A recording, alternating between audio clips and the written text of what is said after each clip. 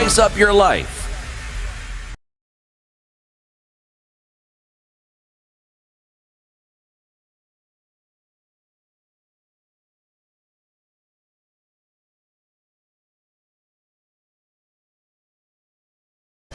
Good morning, this is the Newswire. I'm Edwin Lisamira.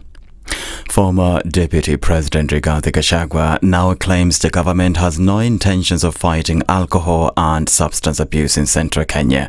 He was speaking on Sunday at a church service in Oljoruk, Nyandarua County.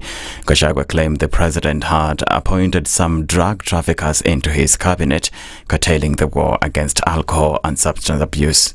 Kwa sababu saa ile walinifukuza, rais alienda akatafuta maminister wawili ambaye wanauzaga madawa ya kulevya akaweka kwa cabinet. Sasa Kenya ndio cabinet pekee katika dunia iko drug barons wanakaa pale katika baraza la mawaziri. Kwa hivyo that fight cannot be won because we have drug barons who are sitting in the cabinet. Wakaoga, wakakuwa wasafi. Wamama wetu wakaanza kupata watoto. Kaatiguo, pombe ilikuwa imekwisha, haikuwa imeisha. Imerudi haijarudi. Gachagua went on to claim that President William Ruto has failed to fulfill his promises to Kenyans. Ameumiza wa Kenya zaidi. Ikafika pahali kama hii maneno ya Haiti. I told him, tunatuma askari Haiti kufanya nini? Kusaidia kupigana na majangili ya nchi nyingine, na majangili hapa wanaumiza watu wetu. Ndio wewe nimekuambia hapo Igembe. Sasa hiyo mimi napinga.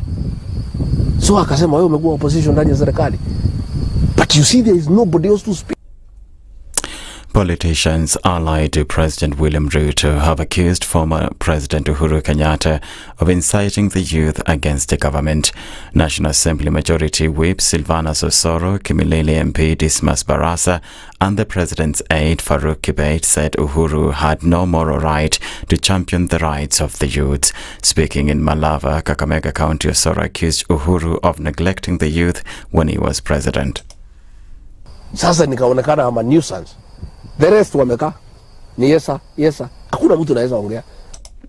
That's not the voice of Osoro. Apologies for that. At the same time, at a separate event in Uasin Gishu, Kapseret MP Oscar Sudi said it was ironic for Kenyatta to criticize the Kenya Kwanza government, yet his leadership was also riddled with shortcomings. Unajifanya baba sahi, na wewe unajua wewe sio baba wa nchi. Wewe ni mtu ulichukua loan yenye Kenya italipa miaka 40. Wewe ni mtu ulitoka pale kwa serikali, uliacha $1 million kwa account ya serikali. Wewe ni mtu unajua ile ulifanya yote. Lakini ndugu yako William Ruto amekuheshimu sana. Kile siku ya Gen Z ulikuwa unaongea unaambia Gen Z sijui nyinyi ndio mtafanya nini hapo katika taifa la Kenya. A family of a 40-year-old son who died in a police cell in Homa Bay County is demanding justice. Timon Otieno died on Friday inside the cell of Odhoro Police Station in Rachonyo East Sub-County after his arrest for vandalizing security lights at Wanga Palace Secondary School. His father, John Ojwang, said police officers told him that Otieno had committed suicide, but he doubted the information, saying his son's body had injuries showing he might have died of assault. Homa Bay County Police Commander Lawrence Koilem said the Directorate of Criminal Investigations officers were investigating the case. Koilem said action would be taken if DCI officers unearth any crime of commission or omission. Israel carried out an airstrike on Beirut's southern suburbs on Sunday after ordering an evacuation of a building that it said was being used by the Iranian-backed group Hezbollah. The attack occurred despite a ceasefire that came into force 5 months ago, which put an end to the conflict between Israel and the military group. Israel said that it had targeted a Hezbollah store of precision-guided missiles that posed a threat to the state of Israel and its civilians. The Lebanese presidency condemned the strike and called on the US and France, who brokered the ceasefire in November, to press Israel to cease its attacks on the country. That's the Newswire. I'm Edwin Lisamira.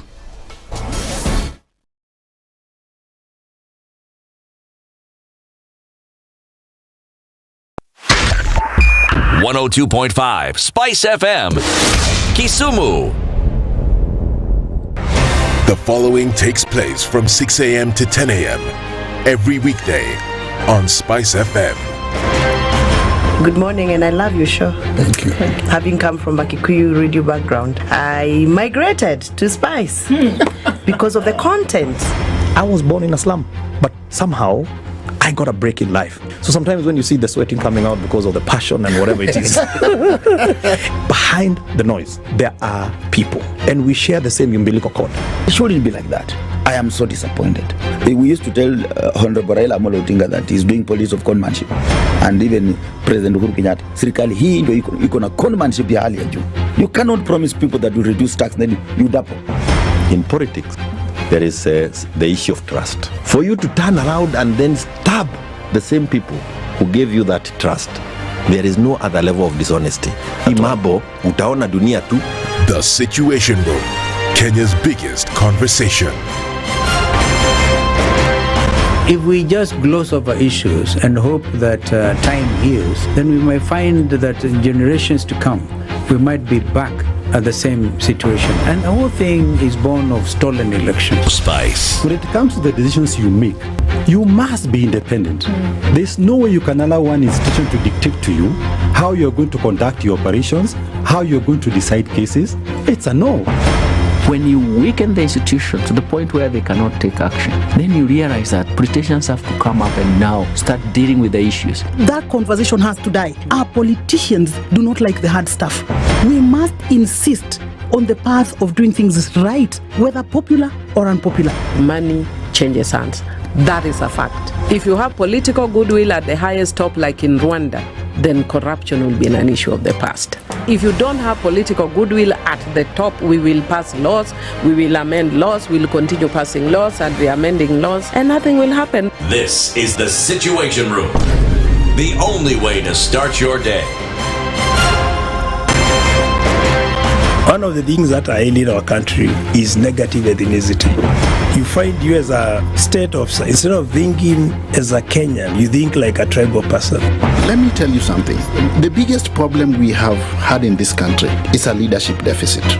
There is nothing that you are going to do in the process of change if you are not a risk taker. So you really have to pursue your vision to a logical conclusion and even be ready to step on people's toes. When it comes to the economy, you can run away with it. They say statistics are like bikinis. They reveal a lot, but they conceal the vitals. And so government people would throw statistics at you and tell you they're revealing a lot of information to you, but it's really concealing the real vitals. We need to get out of that, because when we want to grow our democracy, one basic thing that really requires to be understood by the political class, by all of us, is institutions are critical. This is the Situation Room, the only way to start your day. Traffic.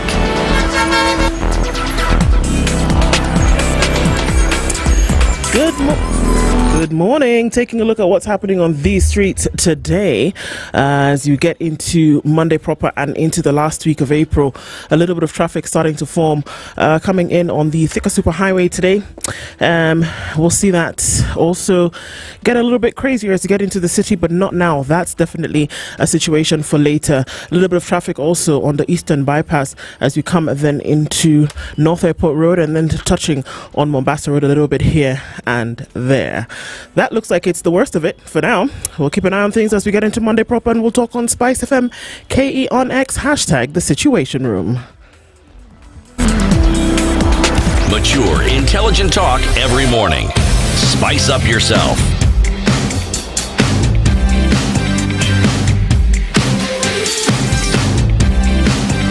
Mornings done right.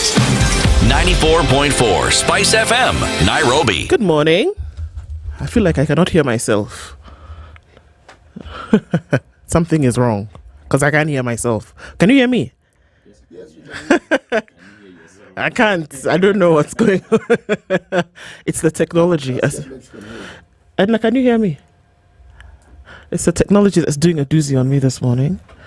Don't know why. I'm trying to fix a thing. And so you keep talking to yourselves. Okay. There we go. We're good. Good morning. Now that we've talked properly, Can you hear yourself? Now I can hear myself. Now that I can hear myself, all things are good and we are getting into it proper. Good morning, good morning. Good morning. How are you doing? Salam. How was the weekend? It was chilled. At least ilichomoza. Yeah, that was on Saturday. It was actually beautiful. Let me tell you, the sunsets this weekend were absolutely amazing. And then the sunrises Friday night into Saturday morning, and then Saturday evening into Sunday morning. The sunrises and the sunsets were amazing. God took a brush to the skies this weekend. Yeah. And it was great to see. He was not shy in his artistry. Senor, City, good morning. Good morning. I've missed you, man. You have? Yes. Really? Yes. Why? Because you were not here, and I'm used to you being here. I'm used to you being around. And then when you're not here, it's of missment. It's missment. Yeah, buana. It's missimation. I see you did your nails, eh? Wow. Looks really nice. What? What? You what? He did his nails. You want to explain? No, I don't. The person who seems to understand my nails better ought to explain to you. The nails I left here with the same nails I've come back with. I don't know what this guy is talking about. They're shiny, man. They look really nice. You buffed them and whatnot. City looks really nice. Buffed. He thinks this is a vehicle. No, I'm a little bit worried that I said your nails are actually buffed when you go in for a manicure. Yeah. Yeah, they are. Self-care once in a while, you know. Okay, so good to see you, City. I said it's actually very good to see you. Yeah. You curator of nails. It is very good.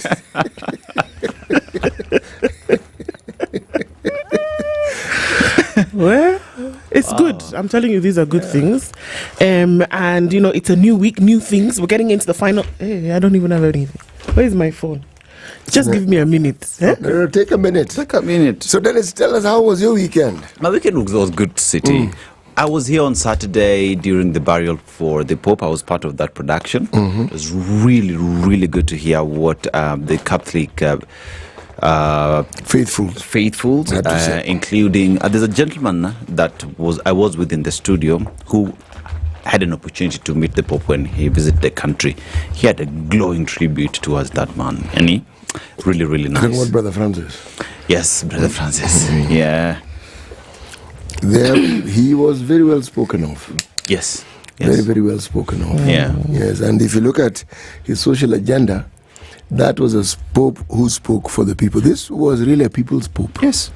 Yes. It was a people's pope, because even if you look at the will that he left with conditions on how he was going to be buried and where, you know, outside of St. Peter's Square, and the Majority church where he was being buried, when the procession was headed there, all the dignitaries and whoever there was were asked to stay behind. Yeah. It is now our event and for the people, you know.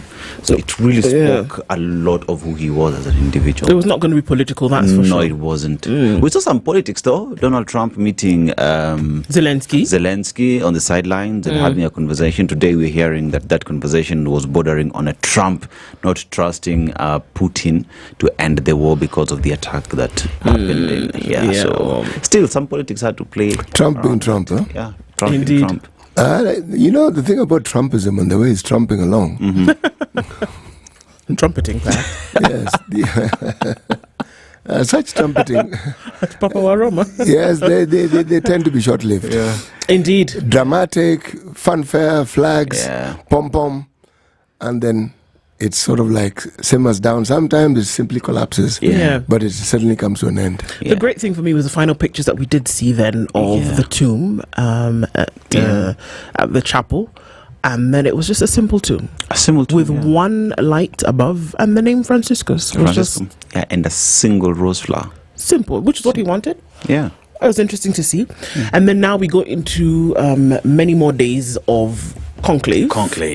And let's see if there will be white smoke or when there will be white smoke, because there will be white smoke. We just need to see when. Yeah. One thing that I also came to understand is for a very long time people thought it's a really political affair, but the 135 cardinals will now sit and agree and just make decision. There are others who apparently get selected to serve and they just say no.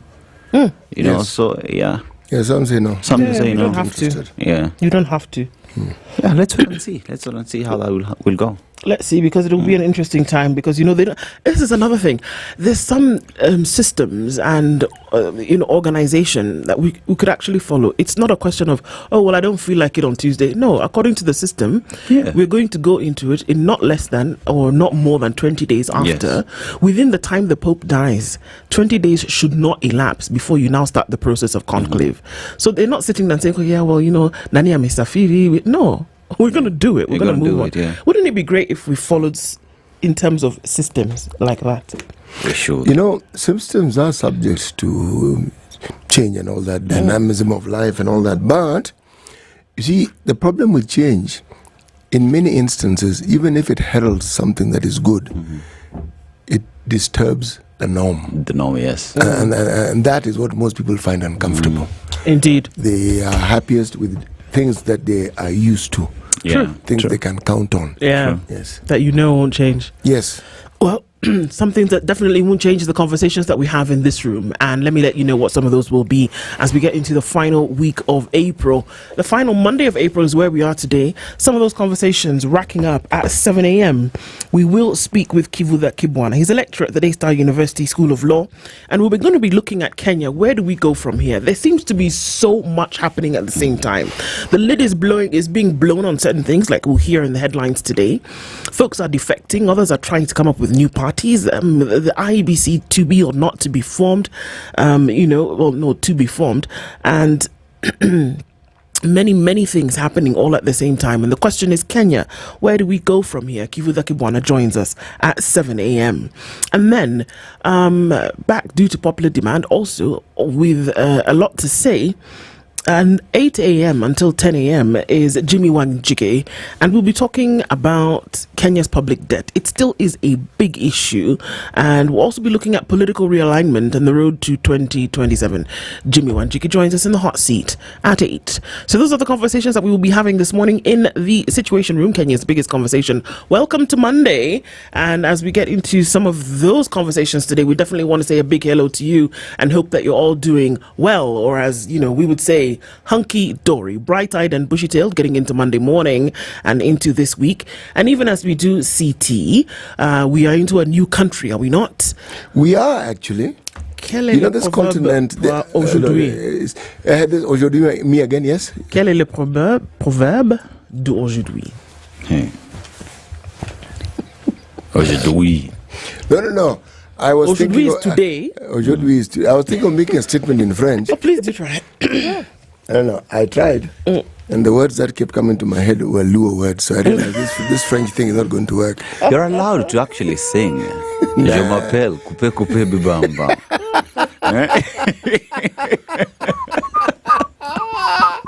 This man must give us the details of what he was doing on the weekend. I'm telling you. I don't even know if they ended. Let me just say the little I know, merci bien. Merci bien.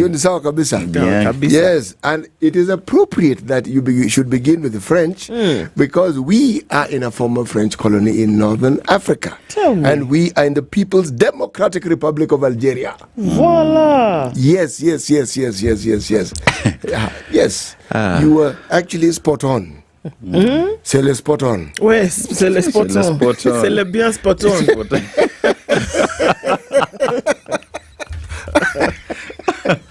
You can speak whatever you want. Yeah. Yes. Now, this particular proverb tickled me. Pink, actually, and that is why I want to start with it.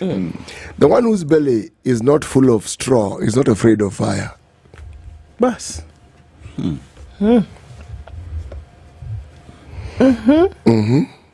If you have no blame, if you have no blemish, there is nothing for you to be afraid of. Yes, you should not be afraid of the glaring light.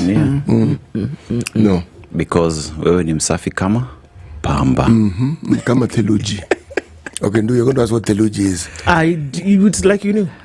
Please, what is it's not theluji. Theluji is ice. Snow. Theluji. It's theluji. Theluji.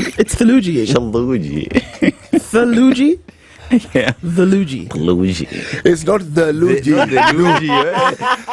Unaribu. The Luji.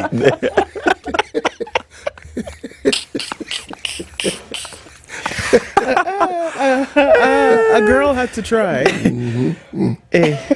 Bas. The one whose belly is not full of straw is not afraid of fire. He's not afraid of fire. No. I love it. And kuna watu kwenye, how do you say in the online? Mtandao. Kwenye mtandao wako hapa saa hii asubuhi na sisi. Yes, wako hapa sisi. Sisi na yeye asubuhi. Yes. Kama hivyo. Yes. Asante sana. Thank you, please. Yes. Wacha tuwasalimie, si ndio? Fanya hivyo.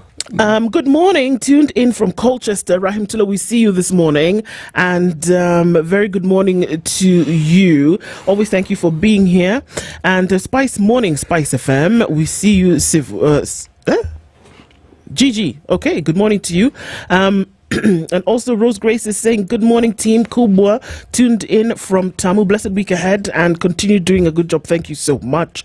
Kelvin says, good morning Spice, tuned in from Kahawa Sukari, I wish you a good week ahead. Good morning and happy Monday, says Robert. Don Sabwa says, good morning. The Animal Farm, is it Kenya under bottoms up, broad-based or tax, housing, anything, man, everything is there. Good morning to you. Michael Olande says, bonjour mes amis, good morning, bonjour à toi. John Mwangi says, good morning Spice FM, good morning to you. Monica Oile is tuning from Ottawa and is saying good morning to us. Anne Gore also says good morning. Beautiful lady says greetings from the beautiful city of Nairobi. Robinson Kisero is tuning from Hong Kong and says good morning. What we saw yesterday was just a display of opulence and arrogance from these politicians. We need to elect those with something in between the ears. It's high time. Honey, what happened yesterday? Opulence happened. Opulence came to visit. Where? Where did it manifest?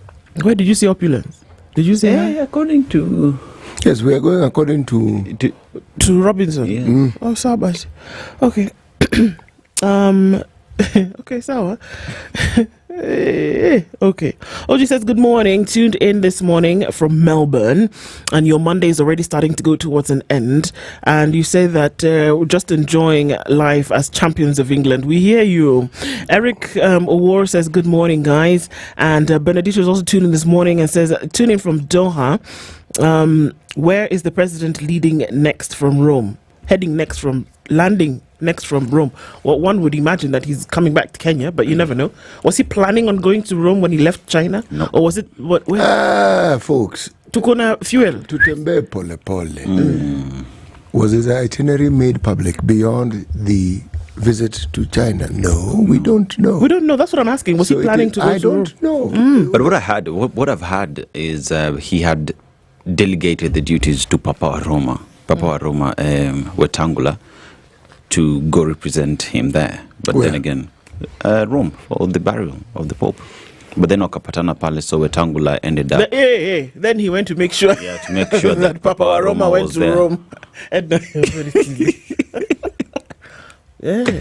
So Papa Roma was there to welcome him in Rome. Yeah. So unaelewa? I understand. The point I'm making is, if he decides now to go to Chile, it is okay. Yes. That's what I'm just asking. Do you? Yes, and I'm also just saying. If he decides to go to Chile. I'm just saying. Chile is nice. He decides to go to Cancun, but it's okay. No, don't go to Cancun. Tatumia pesa yetu vibaya. And the Bali. Even worse. Even worse. I come to home. Atutaki. Akuje home mfanye kazi. Bwangi Juma says, good morning, Spice. Tuned in. Hope you guys are okay. Siti, are you okay? Carol Nyambura is also tuning in this morning and says, good morning. Now, Apenda Sana. Wishing you a blessed day ahead. Thank you so much. Sarah Kilonzo says, good morning, Team Spice. The things you guys are doing are amazing. Keep it up. Well, Sarah, thank you so much. And thank you for tuning in this morning. Evans Nyamwega says, good morning. Ndani ya nyumba ya Spice. Karibu sana sana. Tuned in from Memphis. Back after a couple of weeks. Tumeletewa nini kutoka China?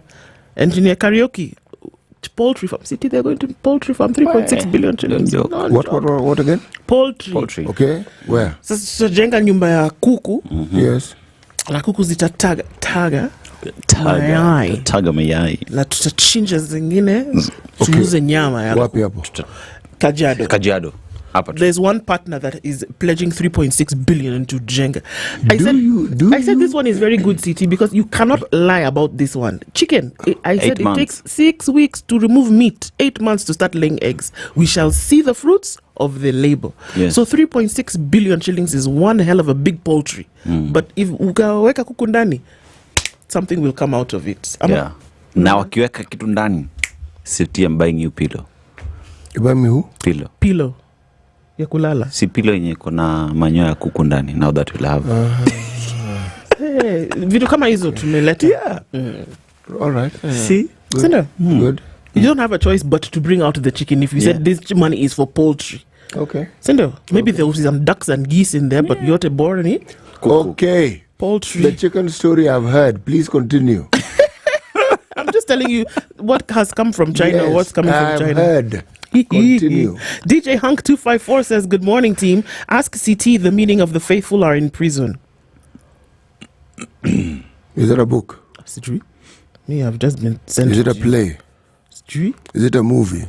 The faithful are in prison. Then let's carry on. CT doesn't know. Collins also amekumiss pia kama mimi. Thank you so much. And good morning all. Ukopoa ndu nikopoa. Special appreciation Dennis Aseto. Keep up the good work. Welcome back CT. Ume appreciate you especially. Did you ever send telegrams back in the day? Did you send telegrams, CT? I think so. Once in a while, yes. Okay. Rarely, but yes, I have an idea of how we also send telegram today. There's an app called Telegram. Yes, but in those days, it wasn't an app. Okay. It was actually a gadget. Yes.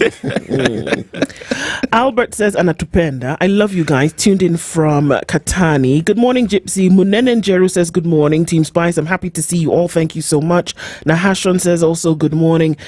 Sami Alea says, good morning as well. Oh, is tuned in from New Jersey. Good night from this side. Staff meeting. Yeah, okay. Good morning, folks tuned in from Mombasani. This is Rogers Lai. Tibbs Muga is also here this morning. My Prince, we see you. Gypsy, we see you as well. Dakeness says good morning as well. Ekeno Akwam is tuning in and says Hamjambo Wote. And who did I miss? I hope nobody. Francis says hello. Hilary Ogetto is also tuned in. Jimmy Gakeo is here. Mutuflani, good morning to you. And everybody who's tuned into the room this morning, Karibuni sana. Always good to have you when you join us every day. Back to school. We're going back to school tomorrow. Into this week, folks already lining up and trying to get all their things in order. Well, Naivas says, look no further than your Kiloko, your Naivas Kiloko, for all your back to school needs. They've been at home for a couple of weeks. Go back to Naivas and stretch your basket just a little bit more, because Naivas is the home of deals. Kijaze, Kikapu, Kibonge. And that's what we want you to do when you walk into any Naivas in your area, and that you can get hot deals every day in this back to school season. Let's actually give these learners a chance to see you as the hero that you are as you walk with them in their educational journey. So there'll be hot deals throughout as you get back to school. So you want to step into a Naivas today and make sure that you take advantage of those deals. Sawa? Let's look into the headlines this morning, and we'll start with the Standard, because that's what we've got, and then maybe CT, you can look at the digital ones for us as well as you, Dennis. That I can. On Kenya's bold newspaper, The Standard, UDA's tax evasion. You ask me how? I'll tell you. Among the issues that continue to draw criticism of President Ruto's administration, the burden of taxes stands out. Therefore, it comes as a great surprise when a former high-ranking official from the president's party reveals that the failure to remit PAYE taxes, reveals that the party is involved in tax evasion, 1, including the non-payment of the housing levy, 2, and the failure to remit PAYE taxes. Last year, these tax issues sparked protests by Gen Z, to which the government responded with excessive brutality. Is the country being governed by two sets of rules, reminiscent of George Orwell's famous novel, where some animals are more equal than others? C'est la question. It's making headlines on page 1 because we start It's actually making headlines, this particular story, on page 4. Malala, Ruto's party doesn't remit workers' income taxes, housing levy. And page 5, UDA poll materials smuggled into the country. You say what? I say yes. Number 6, UDA has ghost workers on state payroll, former SG Malala says.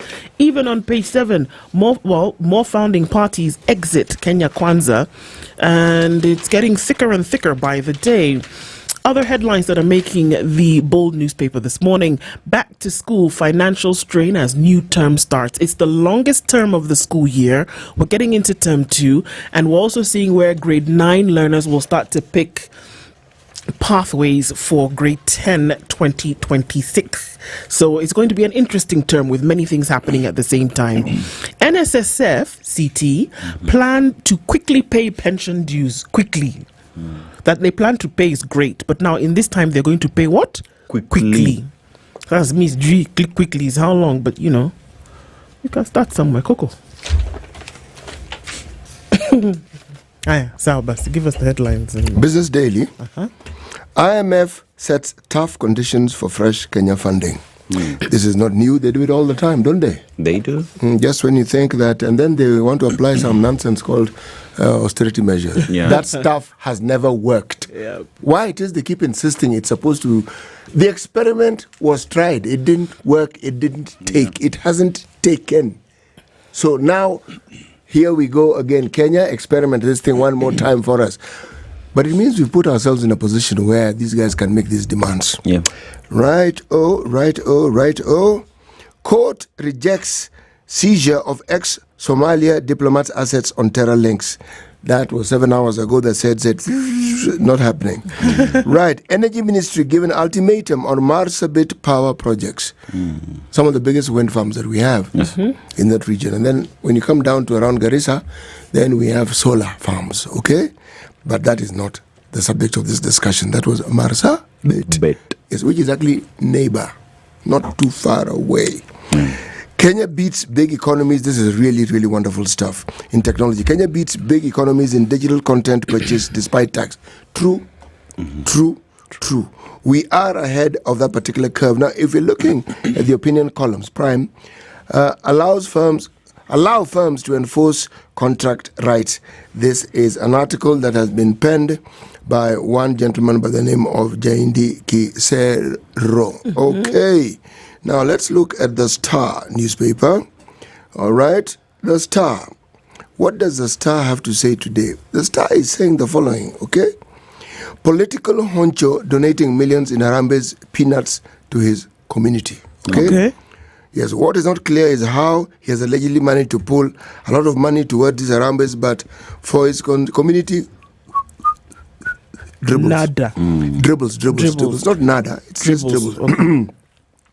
How digitalization and AI transform worker safety at Kenya Pipeline Company. This is good news. Kenyans to know true public debt in August. It's the first independent audit of the country's public debt since we know when. Done by who? Well, you didn't want me to tell you the story. No, not the whole story, but okay, just, you know. Abi, you tell us the story later, Sawa. Oh, no, I'll tell you. See, you've asked, so you let me read. Just by who? Okay. No. If you are going to limit me, then you tell the story. I'm not limiting you. I'm limiting you to the headlines for now, and then you can come back and give us more details when we take a break. Sit down. That's limiting. Okay. The actual public debt portfolio will be made public in August by Kenya Auditor General Nancy Gathungu's office as Kenya Auditor General Nancy Gathungu's office races to complete a comprehensive audit. Okay? Okay. Okay. Sawa. Hiyo ni mzuri? Mzuri Kabisa. Thank you, please. Kidero lands job as Ruto makes 8 new appointments. Okay, that is headline. God. All right. Top African cardinal in the Vatican abruptly offers resignation. Why? Sorry. His departure would leave the Vatican with no African heading a major department. Okay. What's his name? You want me to tell you his name? Okay. Do you also want me to tell you where he comes from? If you tell me his name, we might know. He's called Turkson, 73 from Ghana, yes, he's as a Ghanaian. key advisor has been a key advisor to Pope Francis on issues such as climate change and social justice, and is the only African to head a Vatican department. Only. According to the Vatican sources who spoke on condition of anonymity, the Pope has yet to Ndio hiyo. Sawa, wacha tu hapo. Haya. Kiswahili? Please. Taifa Leo. Atuoli. Tusipofanya jambo, chuki mitandaoni itachoma nchi. Chuki itachoma nchi. Okay. Explain chuki. Hate. Nyuki. Chuki. Nyuki is bees. Bees. I knew that. I just was saying because it rhymes. Okay. Tusipofanya jambo, chuki mitandaoni itachoma nchi. Mtandao, we just said it, is internet. Yes, online. Hate, online hate will burn the country. Yes. Voila. See? Voila. Yeah. Uzembe wa bunge unavyopalilia mtindo wa mahubiri tatanishi nchini. A failure by parliament to put measures against churches is making us have bad whatever is happening in the country. Where? Yeah. All right, let's go to Raila. Sauti ya Nyong'o Orengo ni yangu. Bas. Hiyo umeelewa? Kabisa. Hata niliona kabla alisema. Nabii sasa.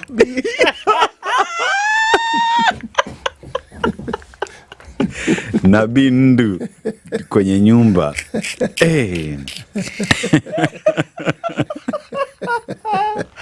I beg, continue with your headline. I don't mind sitting. So there's another Kenyans were joking online. Wakenya wamtaka Raila awanie kumrithi Papa Francis.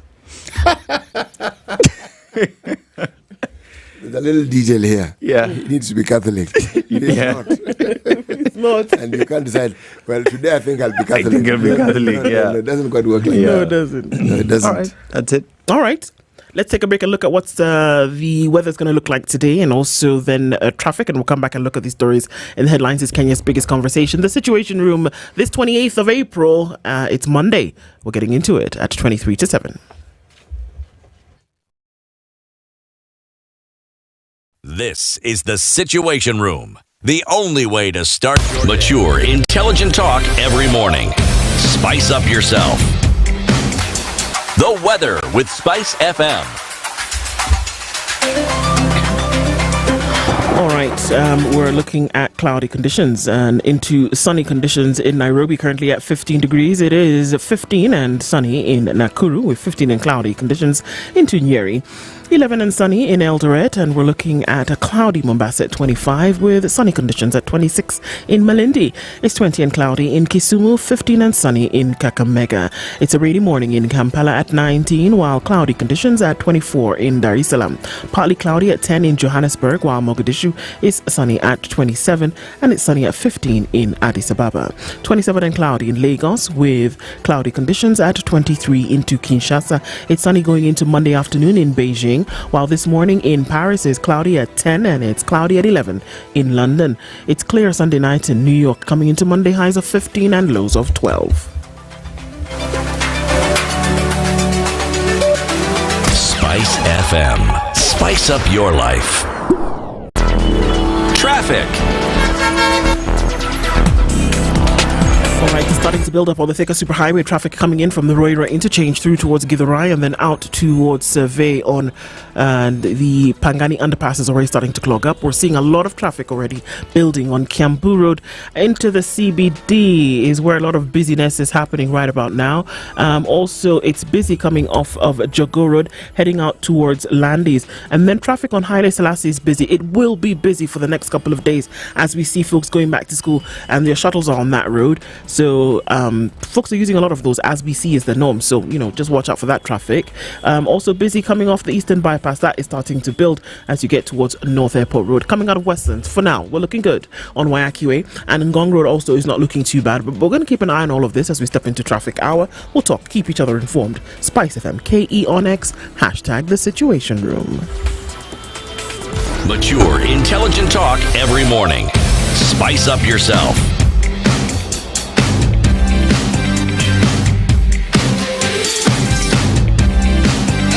Mornings done 107.4 Spice FM, Nairobi. All right, taking a look into the headlines. My goodness, where do we even start? So there's a betting addiction, you know. There are people who, there's a fella just last week who committed suicide, attempted suicide, because the money that he had, everything he had, when they shook everything, shook it, he took all of it and put it on the thing and then lost all of the money and essentially went bonkers. Now, in response to the growing public concern over gambling addiction and its devastating impact on individuals, particularly young people, the betting industry in Kenya has announced new measures to promote responsible gambling. And you ask how? The Association of Gaming Operators, which represents betting firms, acknowledged the serious challenges faced by their customers, including addiction, mental health issues, and ethical concerns. The association responded to mounting fears that gambling has become a pandemic, destroying many young lives. To combat this, members of the association have implemented advanced age verification systems to ensure that individuals under the age of 18 are blocked from accessing gambling platforms. Not that the gentleman who wanted to commit suicide was below 18. I mean, okay. Furthermore, the industry has rolled out self-exclusion tools allowing individuals to voluntarily and permanently restrict themselves from gambling activities. The firms have also introduced 24/7 toll-free helplines to offer confidential support to individuals struggling with addiction or mental health issues. So, you know, you can gamble on my site, but if you feel a little bit pressured, you can call the toll-free number and I can, you know, walk you through your pain. In addition, the association has launched national campaigns to promote responsible gaming practices. According to the statement from the association, the gaming industry in Kenya continues to evolve rapidly, creating opportunities for economic growth, digital innovation, and employment. However, with its growth comes increased responsibility to safeguard the welfare of players, particularly vulnerable populations, including young people. You know, the question that I haven't heard being asked is, why do people gamble? Forget the addiction. Let's start with the gamble. Yeah. The roll of the dice. The taking of chance.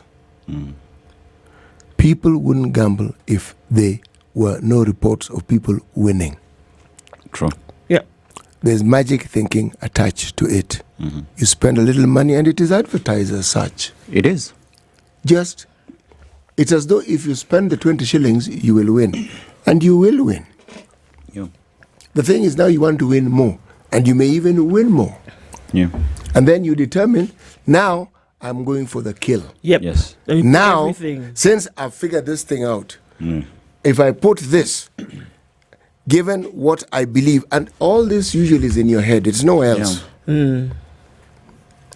What makes people take that line as a sure thing for making money, as opposed to working so that you can earn? Because what it is seems easy. It seems easy. Yes, but beyond that, because really, if you're talking about it reaching epidemic proportions, then what is it that is happening? Why are people heading in that direction more and more and more? You sit back and just look at the numbers that you keep talking in terms of unemployment in the country, and someone would decide to go for, there are no jobs, what else do I do? And I need money, let me try gambling. There you go. You know what is strange? There are communities on this planet where gambling is taken as a sport, even a family sport. Yes. People actually go out and they go out to gamble. Yeah. True. It isn't reported as though it is a problem. Yeah. It's just what they do. They do, yes. Okay. So how do you explain it to the point where we are reporting it as being a problem? We report alcohol in the same way. I mean, not the existence, but the consumption of it. What is it about our ways of doing things that makes them head in that southern westerly direction? Yeah, yes. Because that's the thing, that when we see the folks who are, get addicted to drugs and alcohol, that they can essentially sell everything that they have to get a drink, to get a hit. What is it? We're seeing the same thing with gambling, that folks, people are complaining that somebody went and sold the chair, they get 1,000 bob so that they can now go and place a bet and hopefully they get 10,000. If they lose, they say, I know, Nisababu, at that time I made just one mistake, but now I know what to do. They go, they sell the TV. Then they say, I want to put it all. They put it all. Then somebody is living in squalor. Somebody now is just depressed. there's something about that thing, like you're saying, that you see with this little, I can get 10, 100 times. It doesn't help that the person who actually wins, for whatever reason, is then put in the full glare of the public, and you can say, this person, how much did you bet? Niliweka 220 niliweka 200 na sahi niko na 117 million. Do you know what that does to somebody's brain when you imagine, I have 100 shillings, I can Think also try? of whatever hormones are released when you are excited. When there's an anticipatory excitement about something. What sensation does that give you?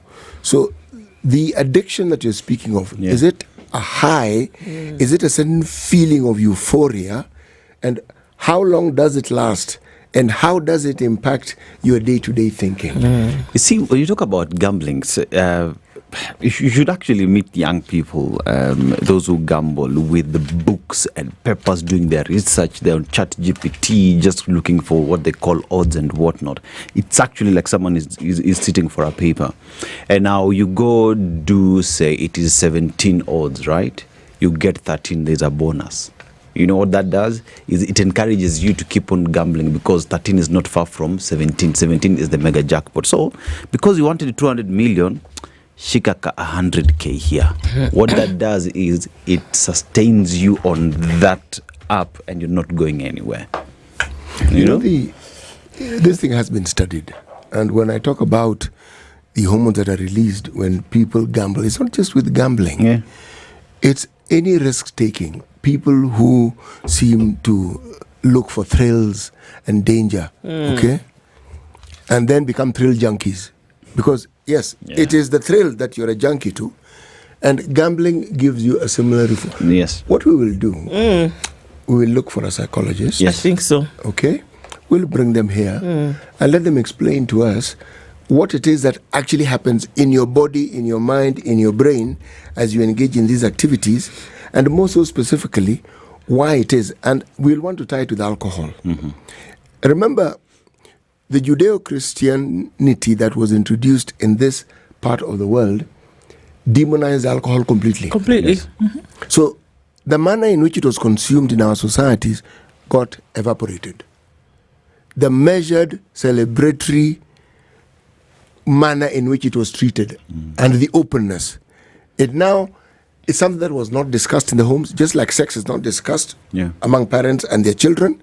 So children go out to figure it out themselves. For themselves. Now you tell me the difference between somebody who has had an introduction to a certain topic, so that they've evolved as they understand it as they grow, to it's been demonized, they grow, and they now determine they want to experiment. What do you think the consequences are going to be like? Without information? Yes. Crazy. Catastrophic, isn't it? So people don't just drink, for instance, to have fun. You drink to get drunk. Yes. It's to the high get I'm looking wasted. for. Why? Anyway, we will bring that psychologist, psychiatrist, and we will have this discussion. Necessary to have, I think. Absolutely. Especially when we get into the place where people are attempting to take their own lives over what they've lost for what they could have actually saved. Okay, so you want to share this bombshell with us? It's a number of pages. Malala seems to be spilling the bombshell. Okay. So let's just go to page 4 and 5, where it's been covered extensively. And former United Democratic Alliance Secretary General Cleophas Malala has sensationally placed President William Ruto's party at the center of multi-million shilling tax evasion scandal involving unremitted taxes. Speaking exclusively to the Standard, Malala accused UDA of ignoring tax obligations, a claim which highlights alleged impunity and double standards by Ruto's administration, which has essentially forced heavy taxes down the throats of Kenyans.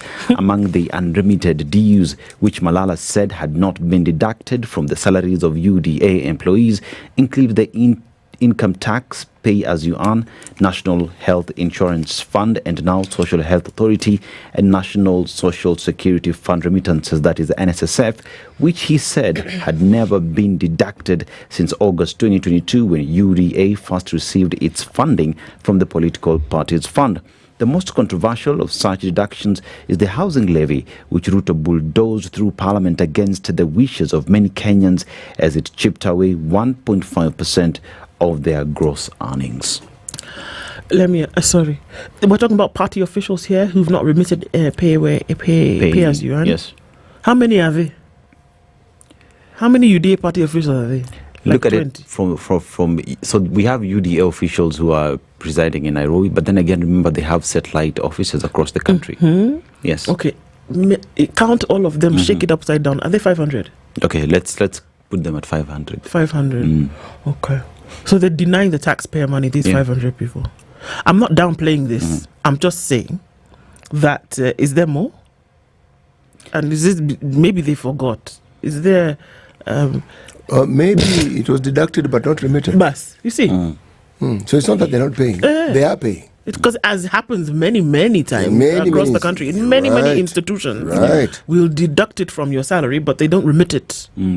Is that what we could be looking at here? What I hear Malala say is we live at a time when the president and their regime are forcing these taxes on Kenyans, remit. And then your own people are not paying. And you yourself are not doing what you're forcing Kenyans. Because here we're talking about the 1.5 deduction on housing levy, and we know what that did to the country.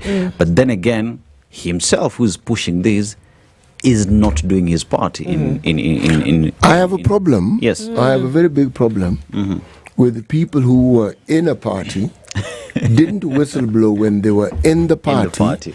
Because then I would have imputed sincerity on what they are saying. Thank you. They are now out for whatever reason. Yeah. We've heard things, but we don't really know what went down. And now suddenly the party that they championed, that party is the devil incarnate. How exactly are we supposed to treat this information? I find it so difficult. I think as well, I look at it from a point where, at that point, 2022, when the party UDA formed the government, you were part of it. That means yourself never remitted these funds because you're big. And Malala was Secretary General. He was actually Secretary General. That means yourself included just broke the law. No, I'm not saying no. I'm agreeing with you, but he's saying no while saying yes. Yes, no. Please. In addition to, that means you were comfortable with the status quo while you were there. And now one would also ask, it's because you are out. If you were not out, you would still be there comfortable with the status quo. I have to ask. I have to ask it of Malala. I have to ask it of Gachagua. I have to ask it of Muturi. I have to ask it of anybody who only blew this very big whistle after you're out. What happens when you're in? Like you said, I would have loads and loads, bucket loads of respect for somebody who within, like the late David Muraria. Who stood up and said, you know what, guys? Actually, you know what? Here inside this place, apana. And because of that, I cannot. I cannot, But then after, because something happened to you, or that you were not given a promise to you was not fulfilled, or something, then we now say, in fact, those people, what they're doing is very wrong. We've actually had such people. There was a gentleman in that same period the period before then. Before David Muraria. In the Moi government, he was Minister for Finance. His name was Simeon Chai. He said, guys, we are broke. Achuna. Guys, what? I think he was transferred to some nondescript ministry or something of that sort. We have had people who have had the courage to say, folks, this is actually where we are. It's really not complicated. The immediate former governor of the central bank was a man who very frequently would come up and say, folks, the way I see things, it's actually this. Okay? Now, one has to respect such people. You do. The gentleman who's going to join us at 7 o'clock today was governor. And he now said, you know what, guys? No. Collapse this whole thing. As we are saying it's bad, there's this. Okay, fine. I agree with you. I agree. Yes, I agree. Things are not good. Let's collapse it. Collapse it. Let us all go home. Let the people decide what we are going to do. Let me remove myself. I'm also not comfortable. Let me remove myself. He could have very well said, what do you mean? I'm governor.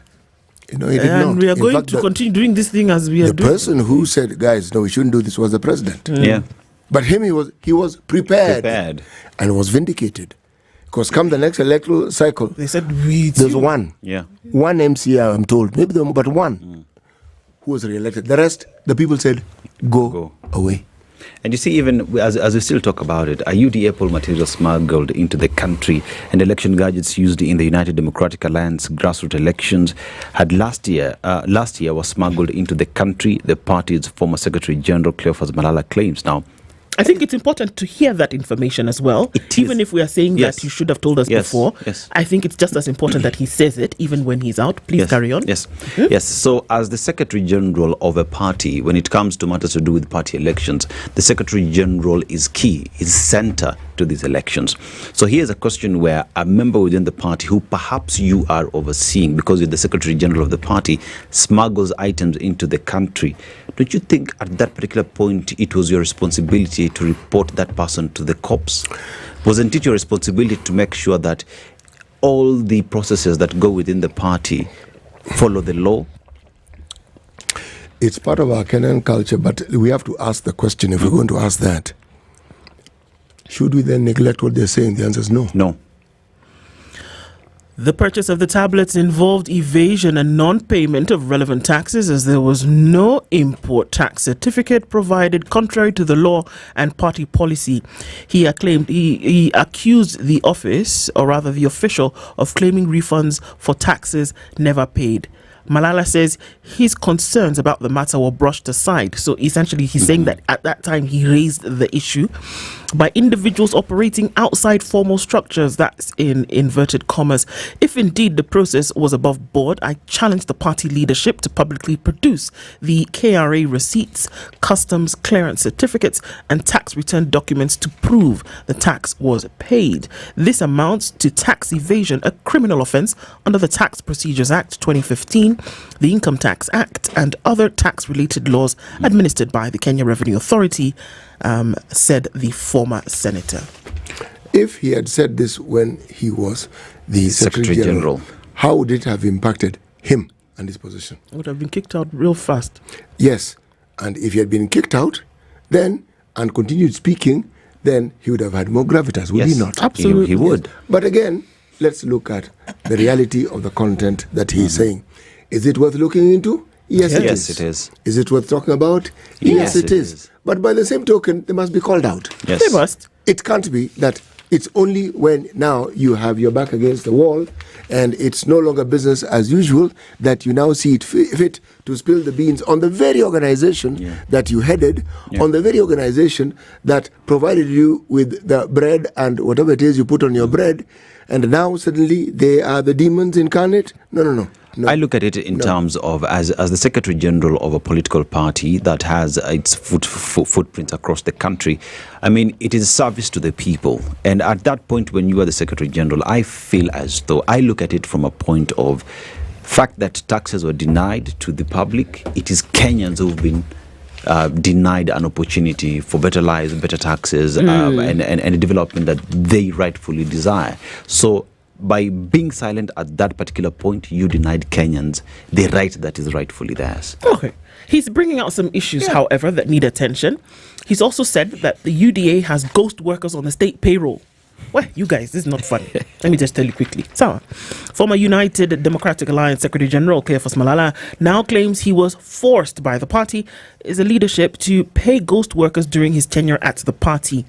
Malala told the Standard that some of the people on the party's payroll worked in government institutions, given, as he alleged, that the party had deliberately hired unqualified persons to ensure all alleged tax evasion schemes were executed successfully.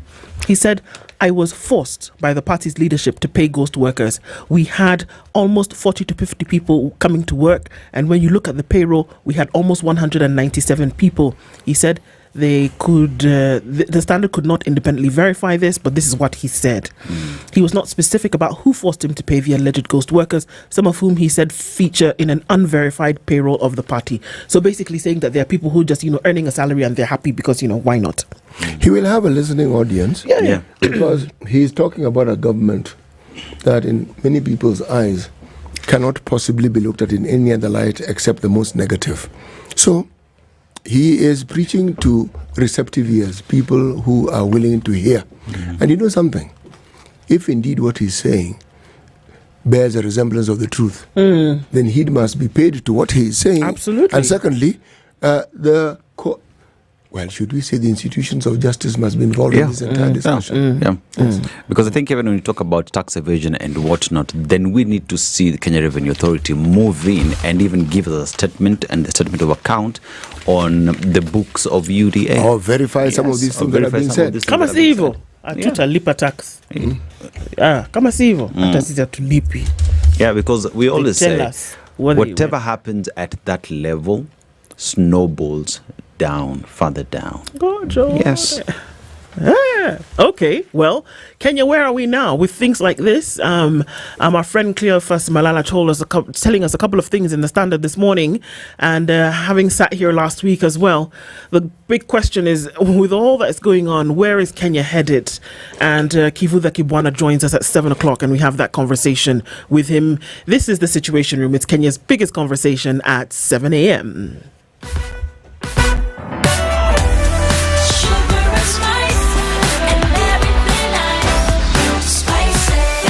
Spice up your life.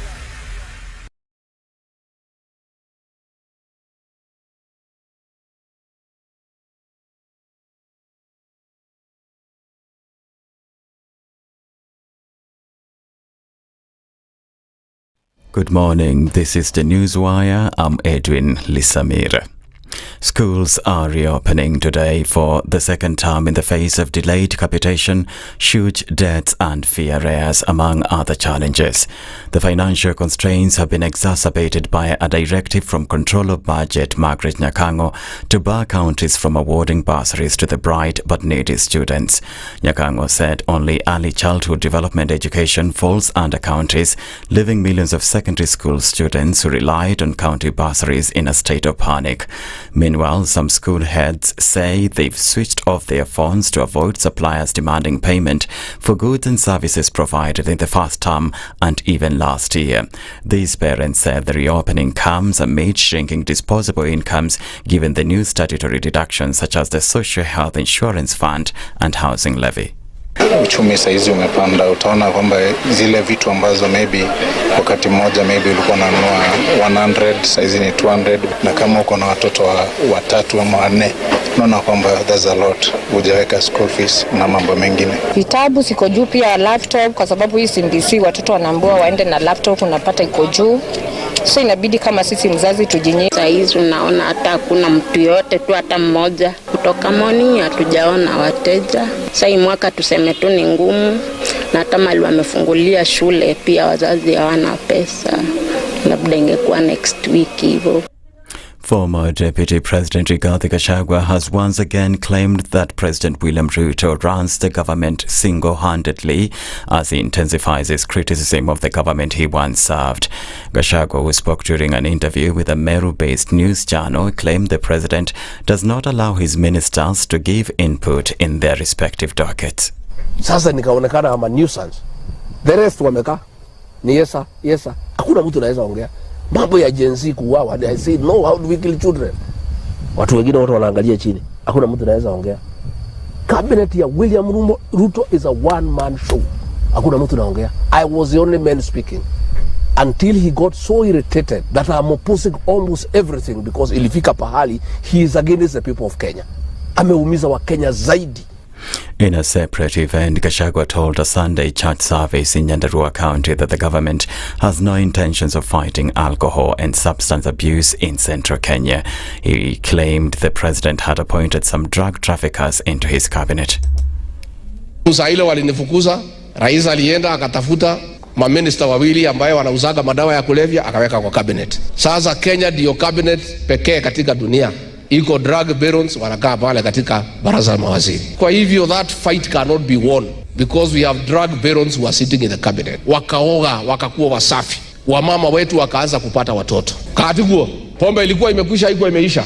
Imerudi haijarudi. Politicians allied to President William Ruto have accused former President Uhuru Kenyatta of inciting the youth against the government. National Assembly Majority Whip Silvana Sosoro, Kimilili MP Dismas Barasa and the President's aide Farouk Kibet said Uhuru had no moral right to champion the rights of the youth. Speaking in Malava, Kakamega County, Osoro accused Uhuru of neglecting the youth when he was president.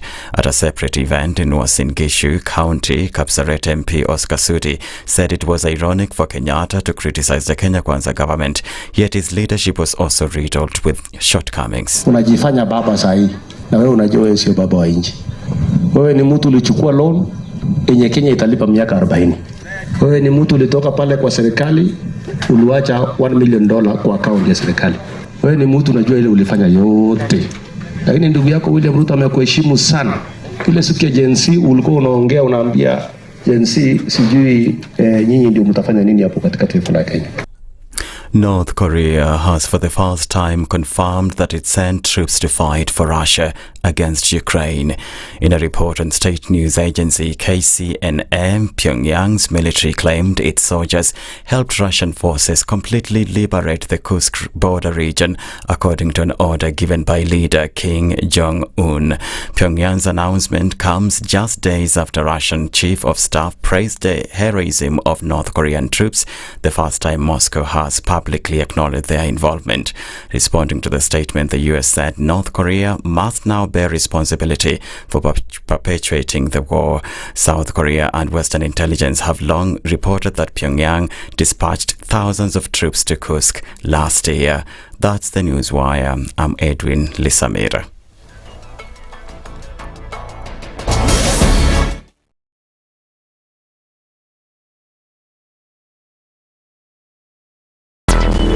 Traffic. To take a quick look at what's happening on the roads as we get into Monday proper. It's starting to build coming off of Thika Superhighway. That started a while ago, and it's quite something coming in from Githurai through towards the Pangani underpass. So that through and through is going to be busy, at least for now. Kembu Road is also busy, and Limuru Road is also starting to build as you get towards the CBD. We're seeing some traffic coming off of Ngong Road getting to the CBD as well, so that's also starting to clog up. Very, very busy on Haile Selassie in and outbound traffic coming in from Kamkunji on this other side, and then coming in from Gong Road and Mombasa Road at the Haile Selassie junction on the other side. So that is busy. I want to take a quick look at what may be coming off of James Gishuru. And traffic has already started to build there, and inbound traffic from Red Hill and outbound as well towards Waiyaki Way. So that is already doing the thing this morning. It's going to be a busy Monday morning. Schools are opening today, tomorrow, and looking like traffic will actually deliver quite some. We'll talk and keep things moving as much as we can. SpiceFM KE on X, hashtag The Situation Room. Mature, intelligent talk every morning. Spice up yourself.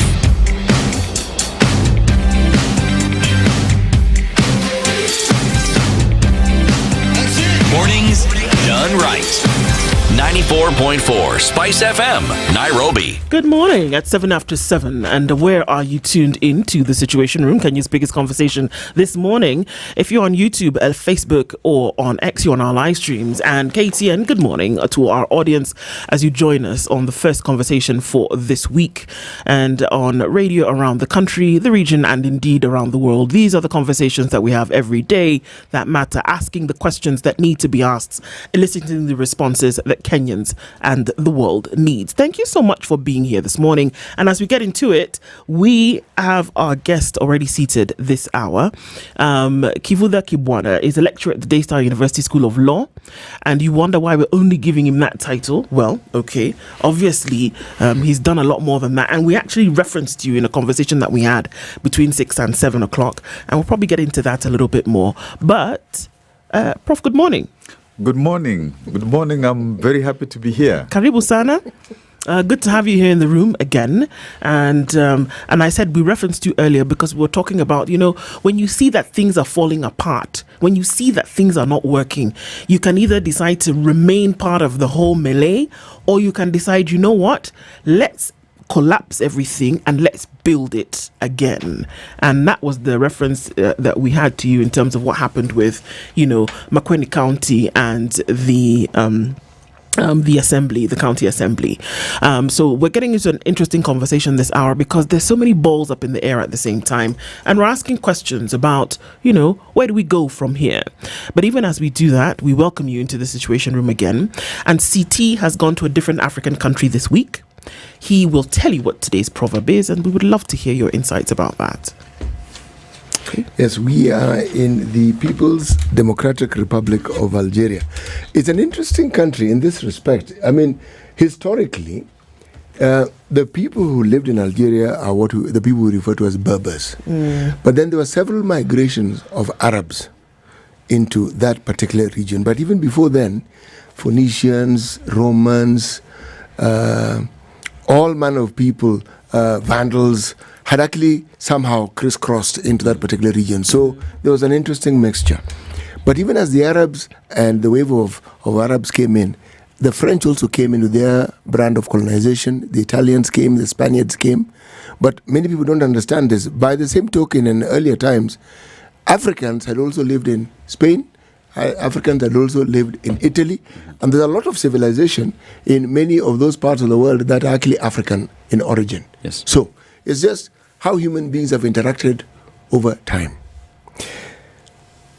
Algeria is an interesting country, typical of the interests that African countries have in this respect. What we remember and what we speak of now is the legacy of colonialism and what it is that it bequeathed to this particular country and how it affects the things that go on in the country. And I think the proverbs that come from every country more or less speak to a lot of the things in very brief summary of the things that the country has or what it is that is a reflection of their culture. The proverb for today: the one whose belly is full of straw is not afraid of fire. The person whose belly is not full of straw is not afraid of fire. Okay.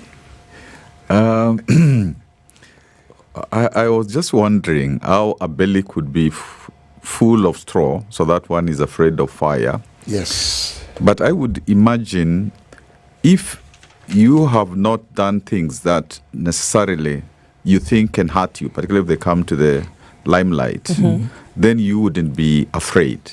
But if you have done things that, you don't want people to know, so you don't go near them, you don't want it revealed because that can hurt you. Yes. But it's a very, very interesting proverb because one would not know how you would get, straw in your belly. Or tied to your belly. Maybe tied to your belly, I don't know. Consider consumption in its broadest possible way. It doesn't necessarily mean the physical eating, yes, which eventually what you consume ends up in your belly. Yes. But it is what you partake of, what you're part of. What you may have done. Yes. What you have done. Yes. When you say, I feel it in my belly, yes, it's or I feel fear in my chest. Yes. How exactly does fear land itself in your belly or on your chest? How does that happen? It's a metaphorical way of speaking, but it speaks to, and you were spot on. There are certain tender things that you would rather not have spoken of. And so you avoid situations where they might come to light. Sure. Yes. Well, there you go. Deep. Quite. Yes. Quite. And speaking of deep, it seems that with very many things, day after day, it seems the depth of the matters that Kenya is in continues. When we look at what's going on with governance, when we look at the public outcry, when we are in a place where many questions are being asked about alliances that have been made, or people who were part of a government who made Kenyans think that things were going in a certain direction, have come out in their numbers to talk about the fact that, government is not doing what it said it should do, or what it said it would do, or what it should do. So one starts to wonder that if you had one person, Prof, coming out to say that, okay, things are not all right, then perhaps you would think that, okay, maybe it was just one person. But when you have person after person, I think we're doing an average of about a person per month now, coming out to talk about the fact that things are not doing all right, then one must wonder in which direction is the country headed. And there are many more examples of what we see. I mean, what can we not call on? We saw in the western part of the nation just the other week that we see another possible religious cult. And then the weekend has not come to an end, and we see a possible other one at the coast again. And we see alcohol abuse all over the place. We see people killing women.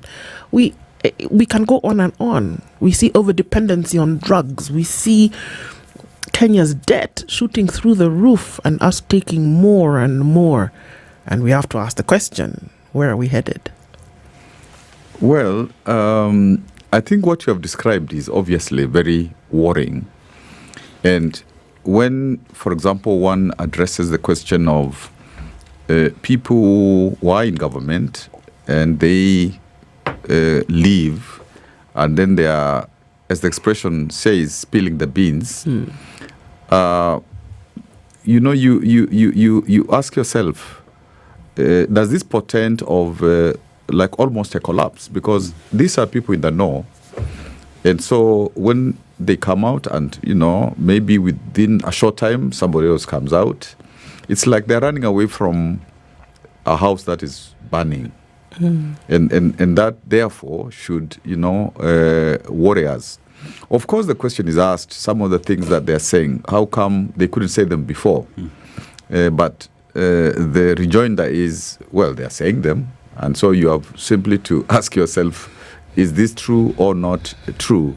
But of course, ordinarily, again, if you are in the public space, you're supposed to commit yourself to some, Official Secrets Act and stuff. Therefore, there are certain things, you don't say. But we are living in different times. It's not those times when people died with secrets and stuff. But I think the upshot of that first question is, if I was in charge of this country, I would be worried. Because it means that anything that you do will always come to light, because there are people who will say it, and because they have been with you, then we believe them. That's what they're saying in terms of the corruption, in terms of what it's a fact. But what is even more worrying is the other picture you painted, a desperation in the country of people thinking that it's only God who can help them, and of course those who are the religious leaders of those cults exploit the people, because the people are very, very desperate. The children or the young people, like in the universities, you get kids who are not able to afford food. You get, very, very desperate situations. And so the alcohol, the mental, health questions.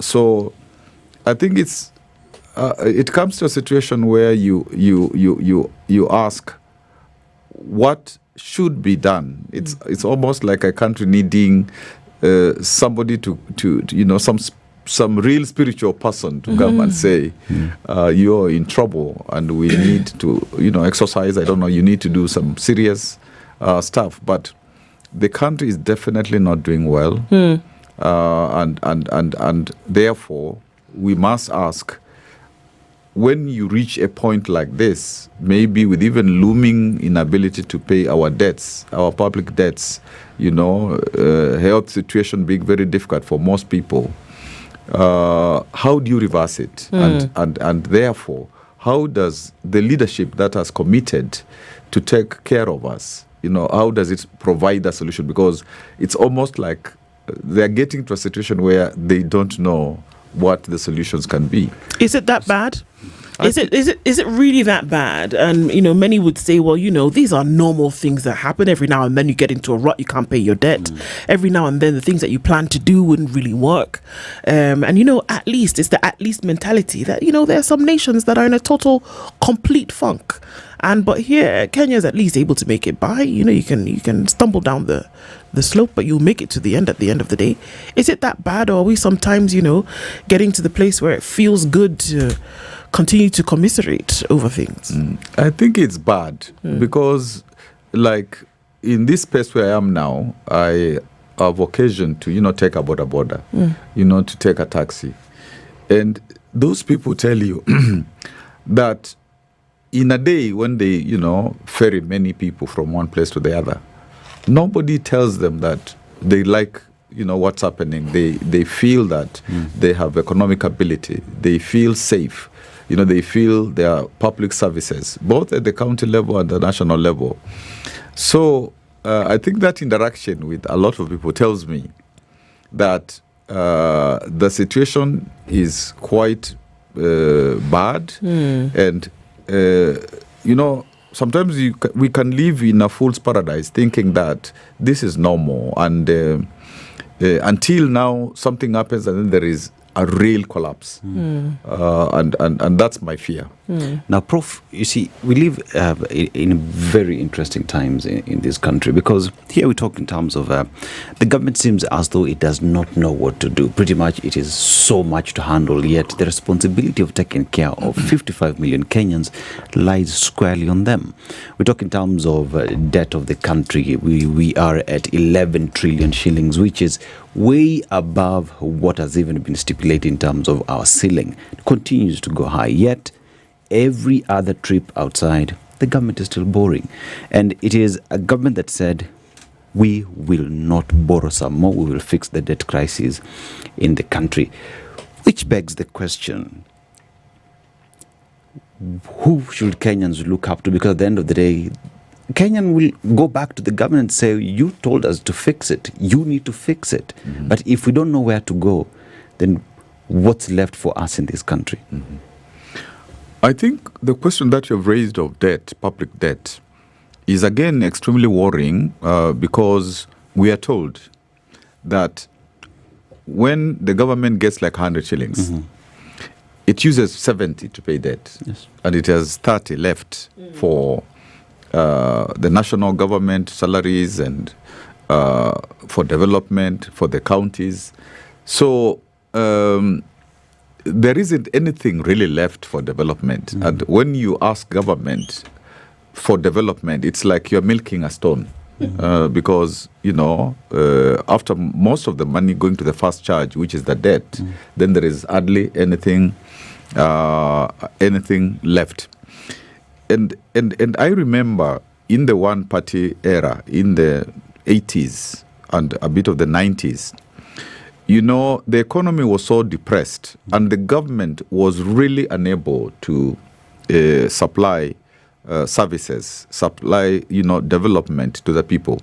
And so they go back to the ladies, the merry-go-rounds. The church was very, when there are hospitals and schools and so on, you could rely. So that actually you went out of relying on the public space so that you rely on yourself.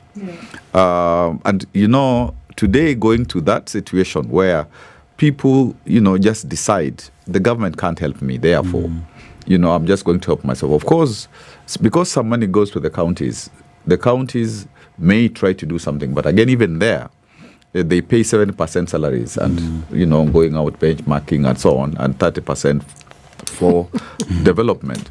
So you get to a space where you're asking, who will, help you when you don't have money to go to the hospital, you don't have, school fees and so on. And that's why the young people, I think, get angry.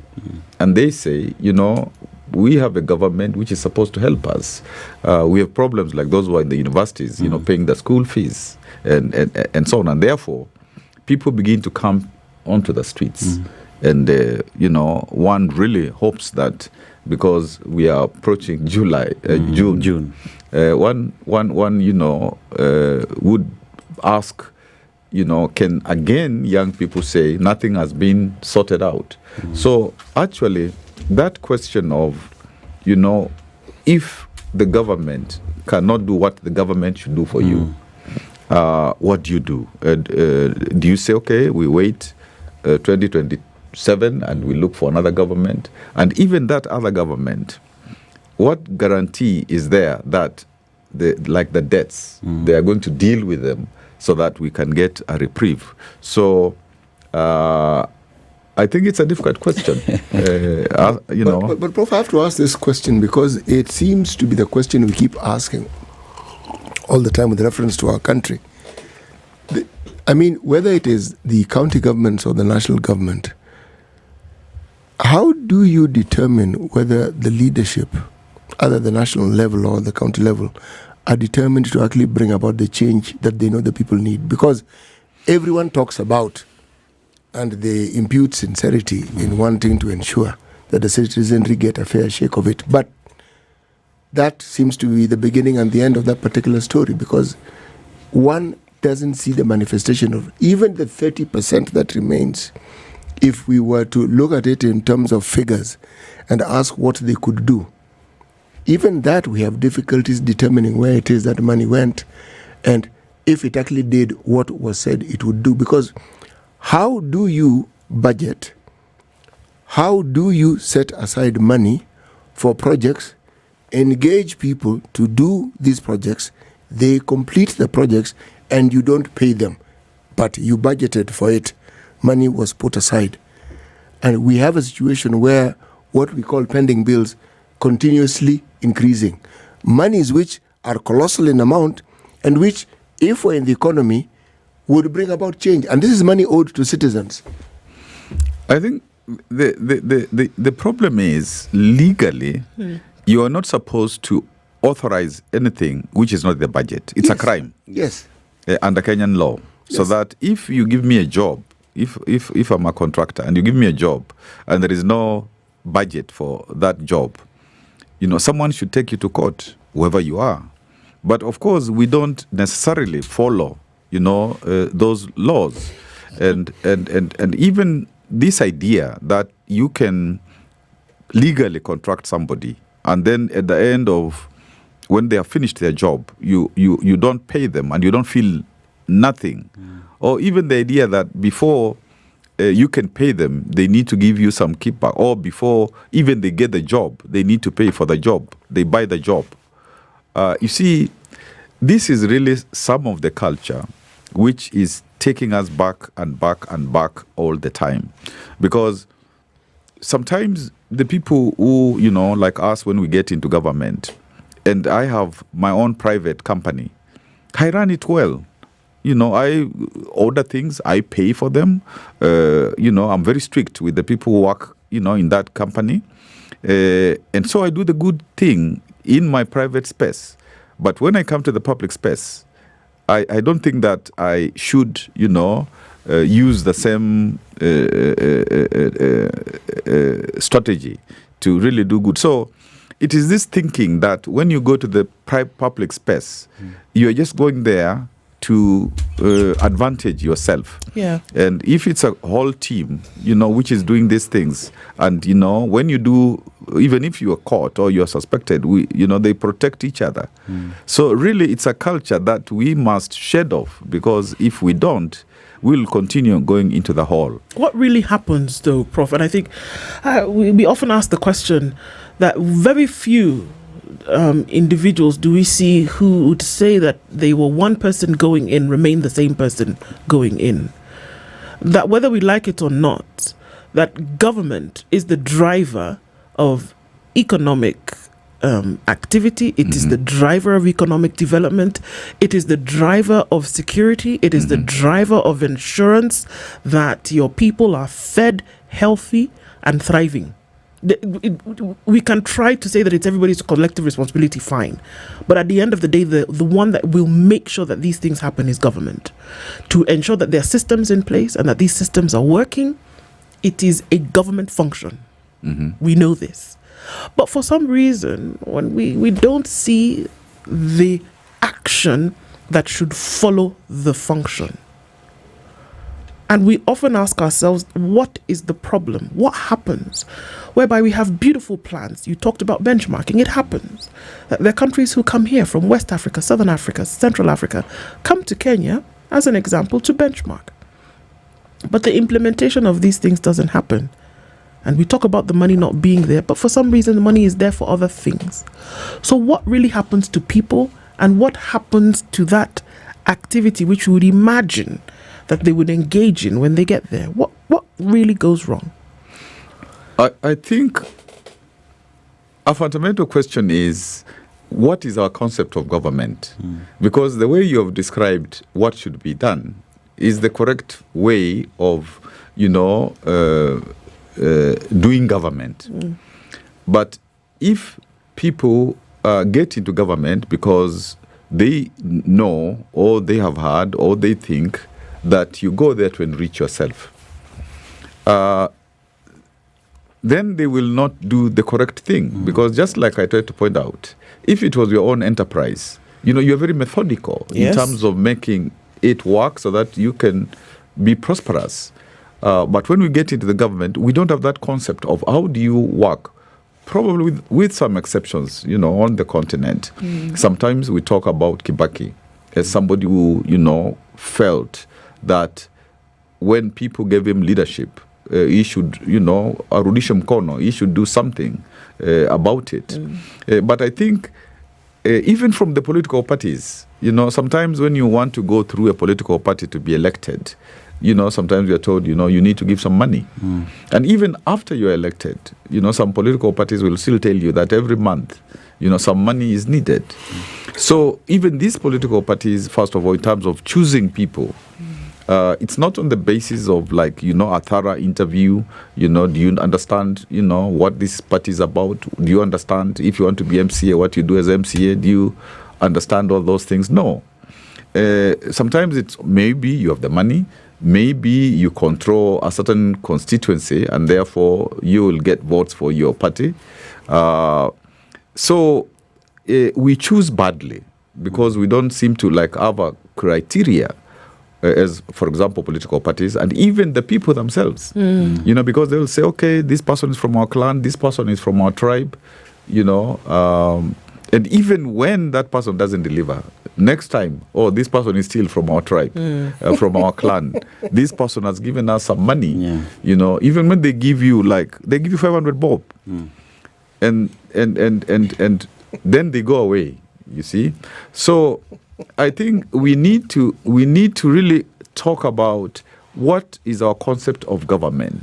What does the government do? What do we tell people will do? And to be sure that we can be asked, but you haven't done, what you promised us. So I think it's a fundamental issue of, if you really asked some of the people who are in power, what are you in power for?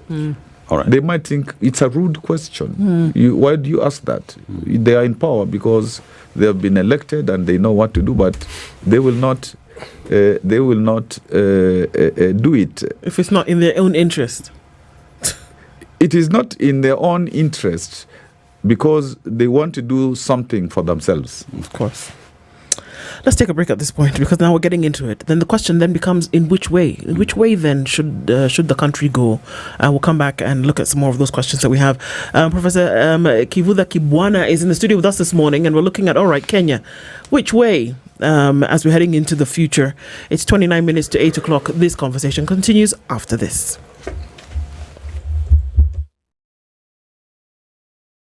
This is the Situation Room. The only way to start your day. Hii September, endelea kufurahia na Star Times. Renew your subscription today on the basic bouquet for 750 shillings for aerial decoders. Enjoy lots of fun and adventures on our kiddie channels. Let your favorite stars make your heart flutter on our world-class telenovelas. Renew your subscription on the Smart Bouquet for 1,199 shillings for satellite decoders for unmissable football action on the Carabao Cup, Saudi League, La Liga, and the Bundesliga. Music, movies, documentaries, and lifestyle channels. Download Star Times on app today on Google Play Store or the Apple Store to never miss a moment of your favorite shows. Star Times. Enjoy digital life. The weather with SpiceFM. Sunny conditions at 16 in Nairobi. It's 14 and sunny in Nakuru, with 16 and sunny conditions in Nyeri. The sun is up at 14 in Eldoret, while Mombasa is sunny at 25. And we're looking at sunny conditions at 26 in a sunny Malindi.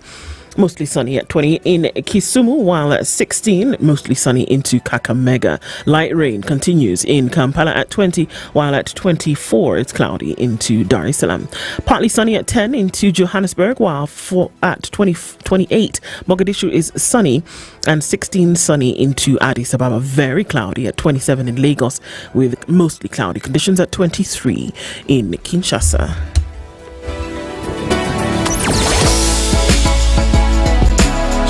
Spice and everything nice. SpiceFM. Spice up your life. Traffic.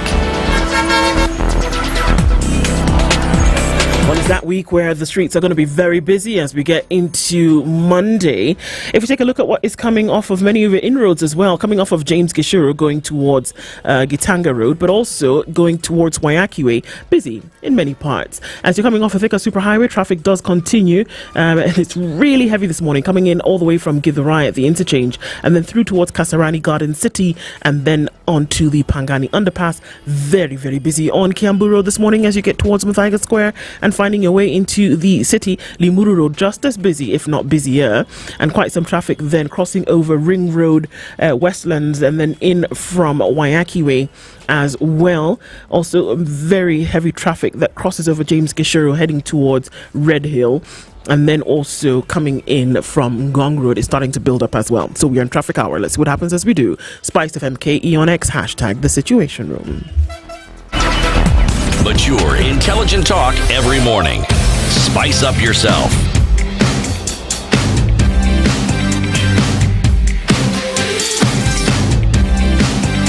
Mornings done right. 94.4 Spice FM, Nairobi. At 25 minutes to 8, Kivu Kibwana is our guest this hour in the Situation Room, and we're looking at, all right, Kenya, which way do we actually go? Yeah, and when you ask about, Professor, which way Kenya, the government itself goes to the people to give promises on what they will do, the reason why they get to government. But then again, there are other institutions that also get into power. We talk about the National Assembly, the Senate, the members of County Assembly, and their role to oversight the government and making sure that everything is done right by the people. But here we have a situation where you find that Parliament says it has been captured. We in this show say you've not been captured, you've ceded your power to oversight. You decide not to work for the people. And we also have in every budget policy statement that is given, it is planned for. But every other time the president goes somewhere, gives promises. And these are promises outside the budget that the country has done. So in terms of other institutions in making sure that it is done right by Kenyans, let everybody do themselves, the justice system to work, the oversight bodies to do their work. Why does it seem as though everybody wants to sing song, to clap for the master instead of doing their job? I think when one looks at our constitution, it is actually quite strong in terms of allocating the roles. If it is Parliament, Parliament, as you have correctly stated, should be able to, the National Assembly should be able to hold the executive, the National Executive accountable. Senate and the county assemblies should hold counties, into accountability.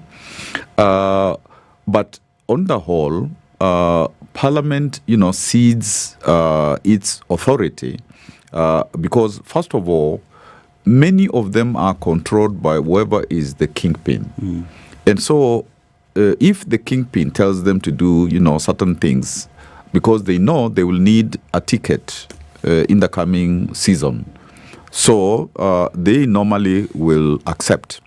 If it is the National Assembly, one of the ways that it is controlled, they get this CDF. And then they go and do monkey business with it. And then there's a file. So if you try to assert yourself, you're told you are on slippery ground. So that is one thing. And of course, those allowances, because sometimes when there is a particular vote or somebody is being impeached and so on, you hear money is flying left and right. the people don't do whatever they are supposed to do. They get some of this money, so they go to the constituency. They are trying to give it to people to mollify them. But in terms of their core duties, you find that there is a problem. If you interrogate closely, you might find in many counties the MCAs will be given contracts or their proxies. So when that happens, of course, this person will not oversight. The governor will not oversight, whoever. So it is really this fundamental issue of how do we enforce our constitution? We have this constitution. It is a strong constitution, but up to now, we have not again come into saying that we need to implement it. We need to do the things that the Constitution says we need to do. So if it's the independent, the controller, the control of budget, the Auditor General, those are trying to do their jobs. But even as they do so, you find that they're under attack as if they're doing the wrong thing. And unfortunately, historically, even Edward Okoh before and Agnes Odhiambo, at least those two officers have tried to do us proud. But, many of the constitutional commissions, they've been captured because they're captured through how they are recruited. Like you are recruited and by the executive has a lot of say, and then you do what the executive tells you, and that is like the problem we're having with the Judicial Service Commission now. So more or less, it is the judiciary which is, even when they have also certain problems, but that's the body that is trying to say that we need to do what you're supposed to do, and therefore, getting this culture of when you're in government, there is a constitution, there are laws, you're supposed to do what they say. That's something that we are still grappling with. Professor, you once declared an interest in being elected as president. Yes. I'm going to ask you two questions. One, why did you want to become president? That's one. Second one, if you were indeed president, what would you have done different? What would I do about? What would you have done differently? Because you had an idea of what you wanted to do. What would you have done? Instead of it being general, just 4 things that you would have done differently. But start with, why did you want to become president? Well, I think it's still a complicated situation because on the whole, people ask me if I could be, because even in the 90s, when the opposition was struggling with unity, I was asked to be a compromise candidate. Yes. Because those days I was the spokesperson of the pro-democracy movement during those days that we wanted a constitution from Moi. Again, 2022, people said, maybe we have seen a little of what you have done in Makueni. Therefore, why don't you become president ukipenda na usipende? And I think there must have been some occasion. There might have been some occasion when I said I can be a president and I even, I don't have to be paid. I just need food for my family and stuff. But on a serious matter, you see, if you really say that corruption will not be tolerated, because I tried that in Makueni. And I said, even if you want to do what to me, even kill me, as in the county assembly, I was almost shot, and some people were shot. I said that we have not come here so that, we take this little money, which should go to the common people.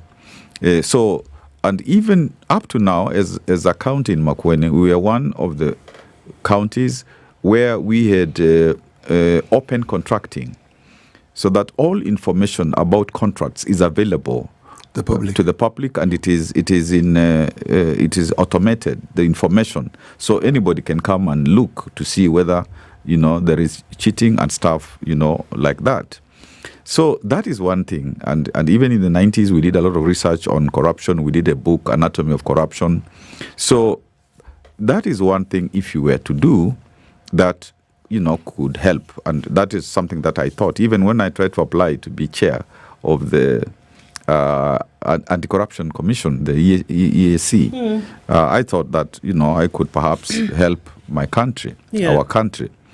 Again, I think when you decide that institutions should work, so that you don't do everything as a one-man or one-woman show. Sure. If you allow institutions to work, first of all, you recruit people on merit, and then you allow institutions to work. Then you get a lot of things done, by people, and you trust them and you delegate, so that you have a functional, government. I think that is one thing that I would do, because even I sourced for people in the cabinet, in the county cabinet. I sourced for people in the chief officers. Some of them I didn't know, because we said we want the best. Let us, get some of the best people. So that is something that I would do. One thing that I'm very passionate about is the youth thing. Because these 70% of people, they are really in a bad place. And I think in terms of getting a national youth empowerment program, a Marshall Plan, that is also something that can be done. I have written a little bit about that. That would be something that, had to be done. And I think even in terms of like the business, the private sector, so many times they don't want even to talk when they are hurt by the government, when they're not being paid. They are afraid. They think that if you talk, you'll be targeted. I think I would, do what it takes to create this environment where people can really invest, where people can therefore create jobs. I think that's something that, one would do. There are many things that I think one can do, and therefore I think I've answered your first question. And the second question? My second question was, well, you answered part of it. I said, if you are president today, 4 things that you would do. Because as a president, you tell people, this is what I am going to do. Not what I would like to do. No. This is what I am going to do. Yeah, and of course you do that on the basis of what they want done. Yes. Because I would imagine, like what President Ruto did, he went around the 47 counties, sourcing a manifesto. What became is manifesto.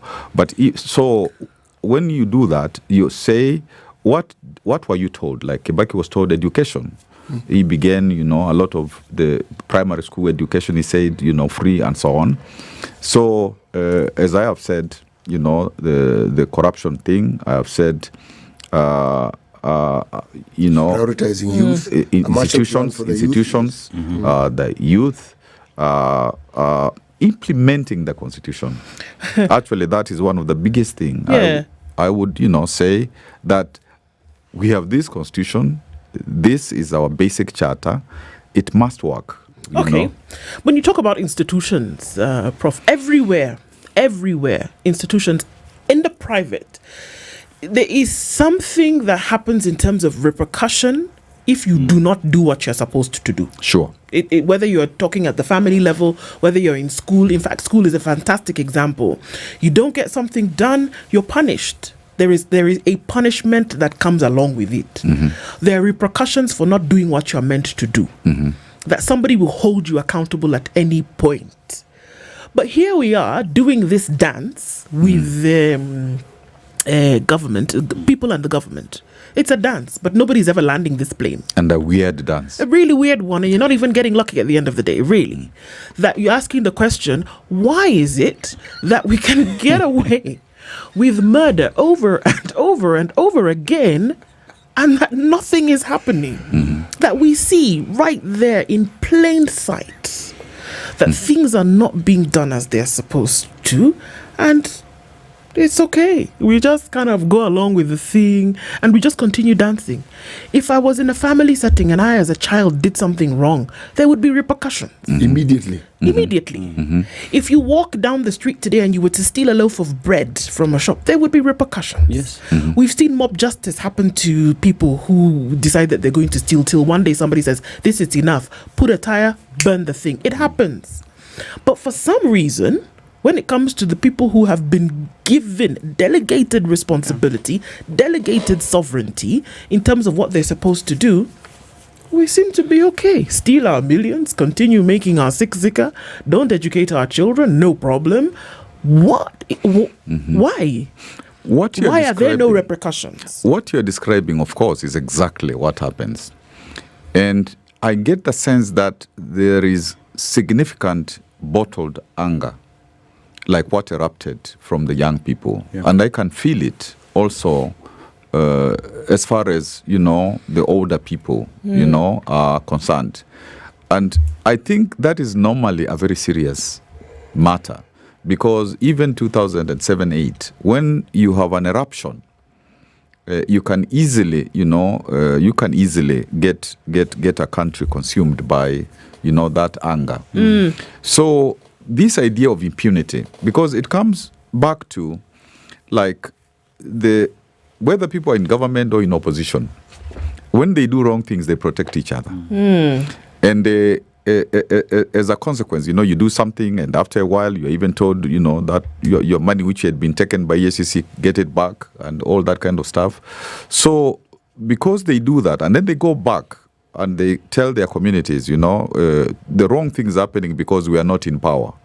When we are going to be in power, nothing, everything will be okay. But isn't it systems? Sorry, Prof. But it's systems. And I'm just looking at it. It's interesting, but we do have headlines.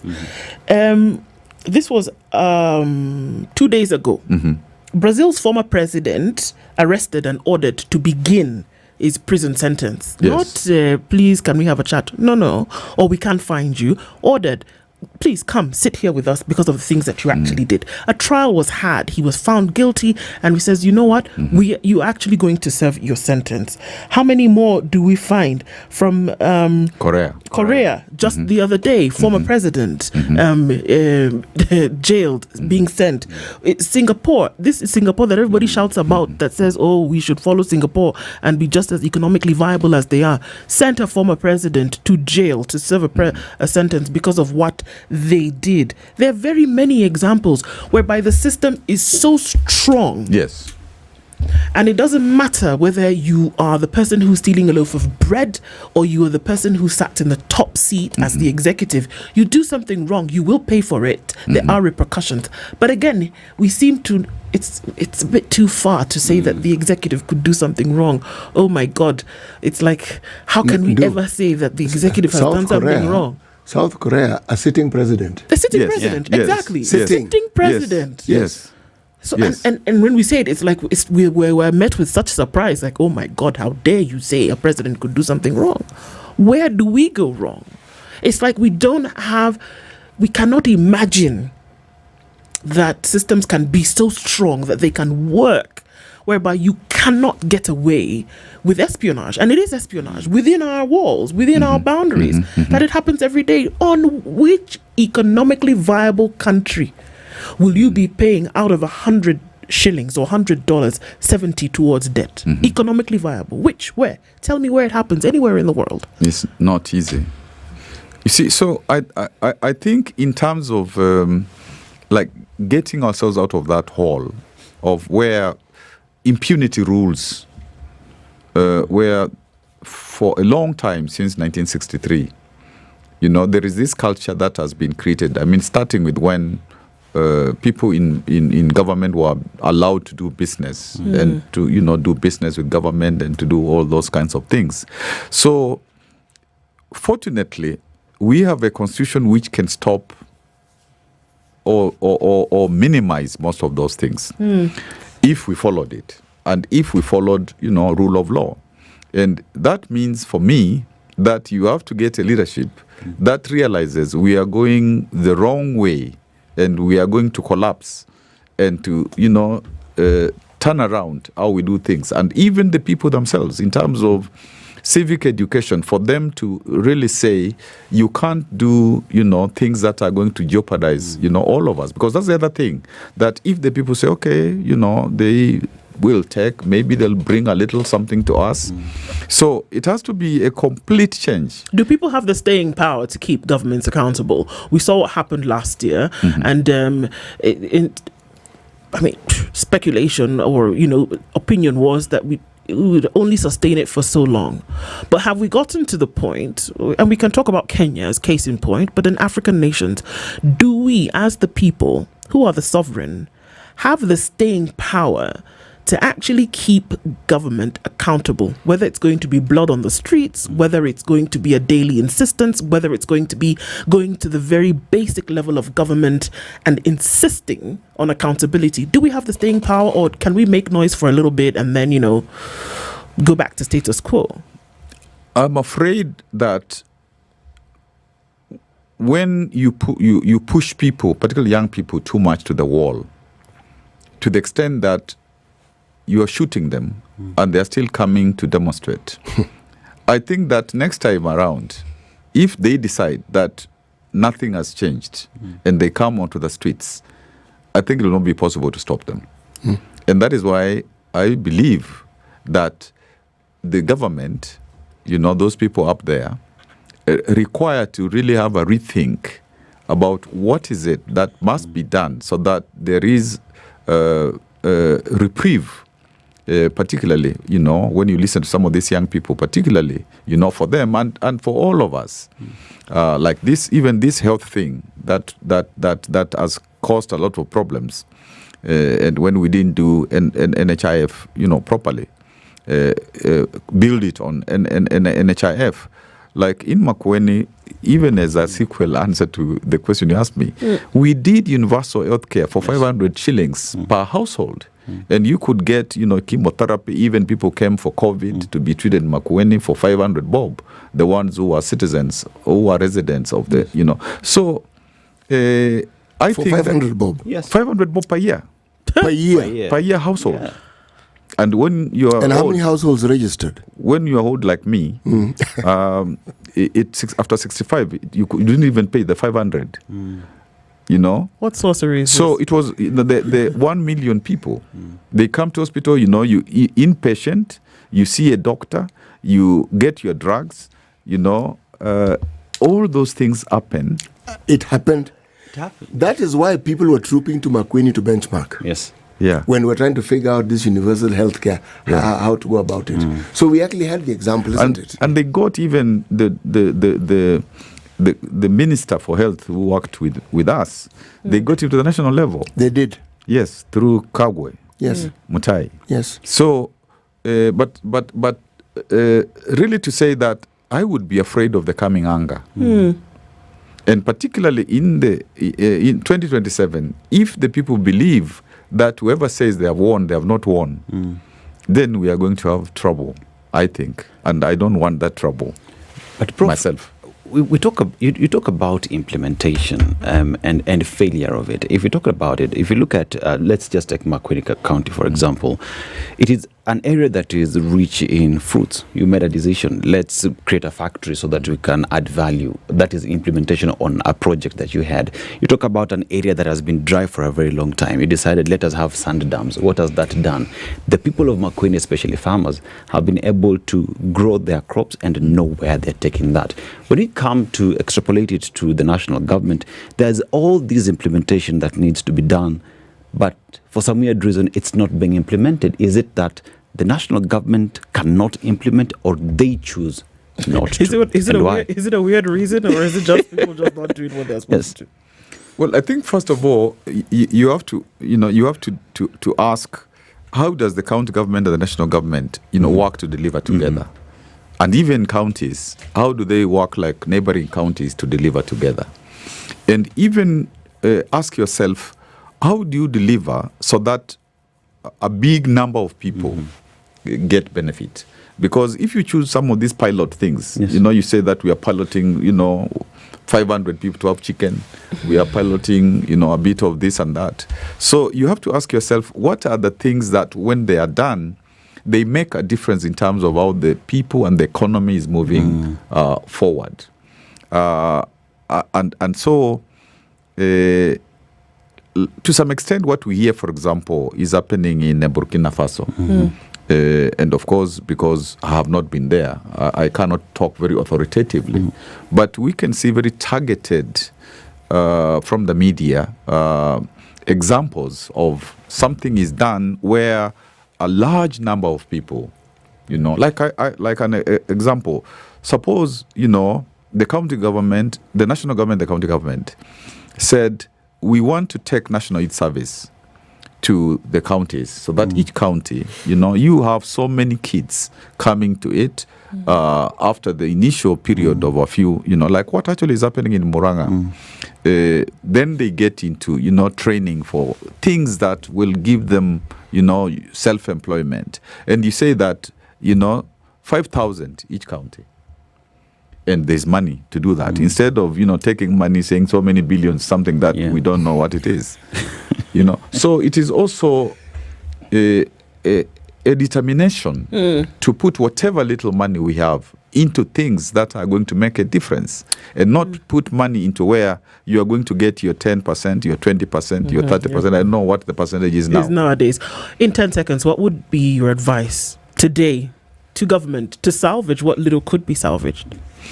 I would tell government, because we don't necessarily want the government to, we don't want it not to help us. So I would say you need to pause and ask 3 years down the road what's happening. And if possible, get a conversation, a national conversation with your people. Because we really don't want also the government to get desperate, so that at the end, the government says, if you think we can't have our 5 years again, we will sink all of us. We don't want to get into that situation. So I think this is the time when, as a country, you pause and you say, can we have a genuine conversation? And hopefully it is structured in such a way that particularly the young people will want to get engaged, because now many people are saying, we don't want even to engage this government because we don't believe it can change. Good words to end on. Kivuda Kibwana, thank you always for being here to share those insights with us. A long road ahead, but there are certain things that we can actually do and do now. Thank you very much. I'm really happy to be in this situation. Good morning. It is now 8 a.m.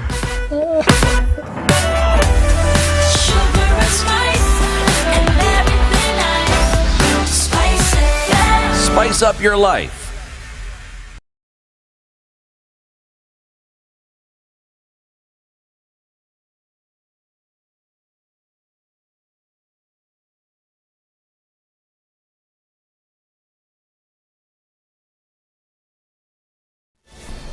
Good morning, this is the Newswire. I'm Edwin Lisamira. Former Makueni Governor Kivutha Kibwana has told SpiceFM that Kenya is heading in the wrong direction, citing the country's growing debt.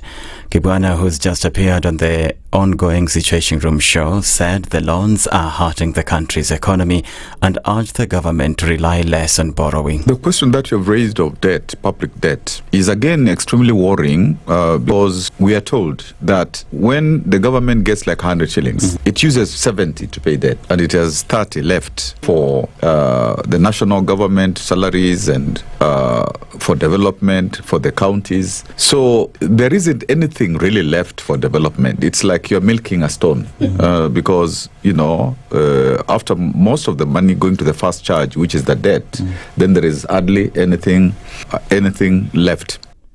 Kibwana went on to say that Kenyans are voicing discontent with the government because of underdevelopment amid widespread allegations of corruption. It's because some money goes to the counties may try to do something, but again, even there, they pay 7% salaries and, going out benchmarking and so on, and 30% for development.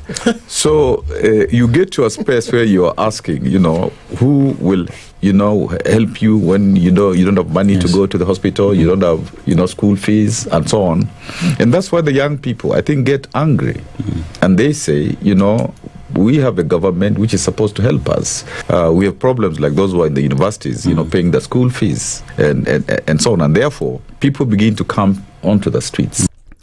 Deputy President Kithure Kindiki has said the government is not competing with any religious faith, insisting that it respects decisions made by the church on monetary contributions by politicians.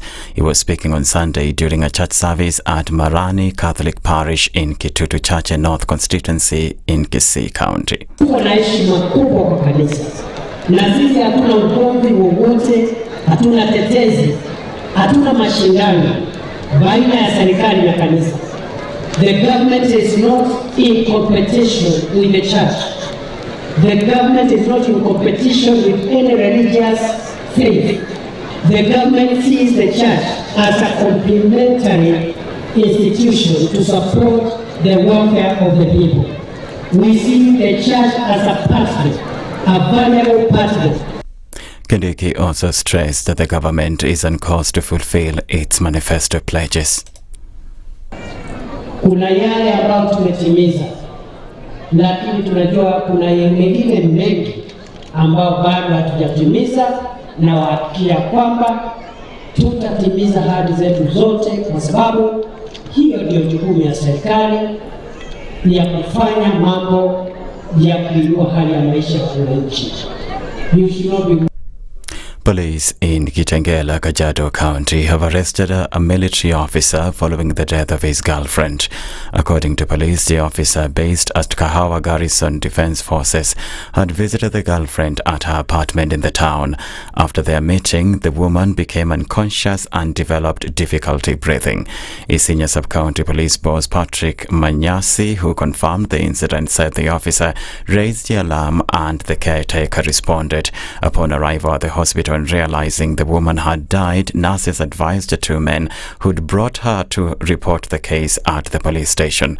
The officer claimed he was going to call someone to assist them, but instead ran away and jumped over the hospital gate.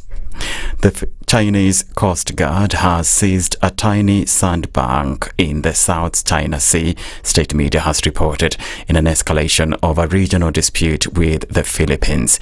State broadcaster CCTV released images of 4 officers wearing all black and holding the Chinese flag, standing on the disputed reef of Sandy Cay in the Spratly Islands. CCTV said China had implemented maritime control and exercised sovereign jurisdiction on the reef earlier in April. Both China and the Philippines have staked claims on various islands. That's the news wire. I'm Edwin Lisamir.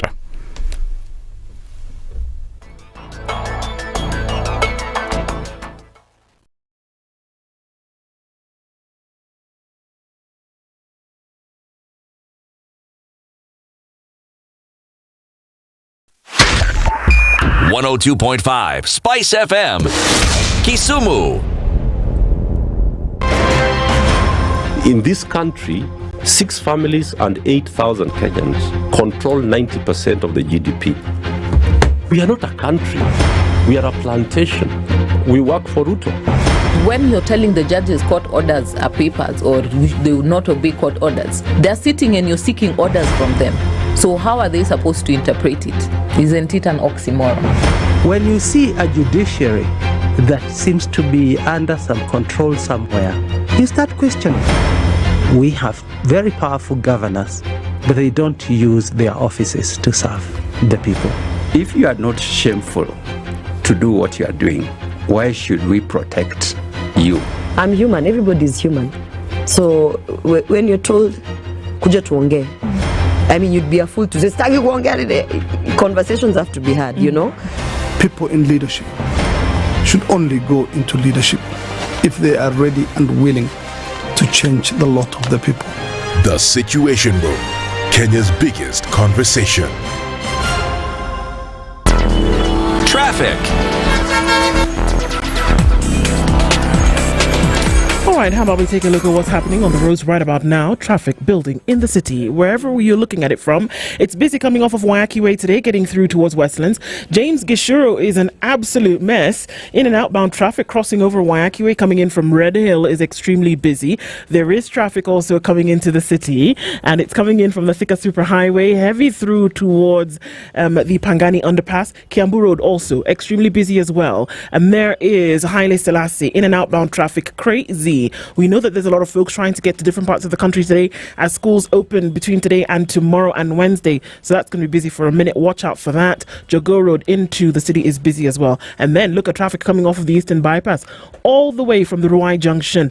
And that is also doing the thing going towards Embakasi North Airport Road, Outer Ring, all of that very, very busy. Keep your wits about. You're going to need them. We'll talk and try to keep things moving this morning. SpiceFM KE on X. Hashtag the Situation Room. Mature, intelligent talk every morning. Spice up yourself.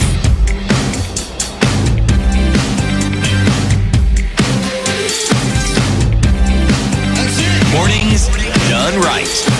94.4 Spice FM, Nairobi. Kids are going back to school. They're doing that between today and tomorrow and Wednesday. And are you preparing for them? Folks have already started to get ready for that. And it is back to school season. So you need to let NIVAS be your home of deals.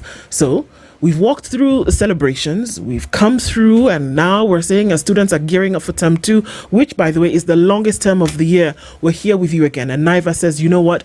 You prepare your children for the new school term. Don't cut corners when it comes to their shopping. Get fully loaded at your NIVA's Kiloko, the one next to you, and make every item count, right? Kijaze, Kikapu, Kibonge. Enjoy unbeatable discounts, everyday low prices, a full range of back-to-school essentials, all in one place. You don't have to go somewhere else to get them. If you need a pen, if you need a bag, all that you need is in NIVAS. And you can make this season a breeze, and we'll turn you into the hero they see you as, walking with them every step of the way for their educational journey. So stretch that shopping basket just a little bit more with Jazz Kijaze, Kikapu, Kibonge with NIVAS.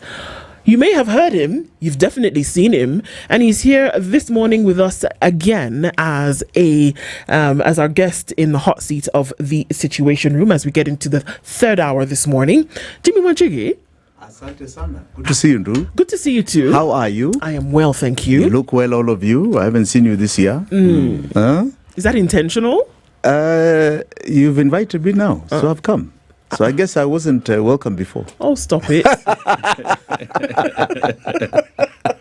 It's good to see you all. Good to see you. Yeah, how's the year treating you? Well, you know how it is. Isn't it interesting how the greetings are always they've evolved into, just imagine that I am just managing and hobbling along. That's terrible. I know. That's terrible. It must be better, mustn't it? That is not what you were brought to this earth to do. Exactly, and that shouldn't be. You're brought to live. And thrive. And there should be environments which are made conducive for thrivation. Absolutely. It's God's word. We are supposed to make heaven right here on earth. And if heaven is not why are you laughing, City? No, Bishop, I wasn't laughing.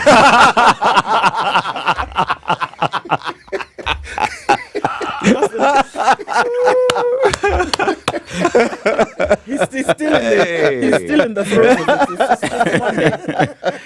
It's just Monday after all. I was a good student. Just a little heaven down here. Why not? Okay, well, that's great. And I guess that forms the basis for a lot of conversations that we will have this morning. Yes. And so we're happy that you're here again. Thank you.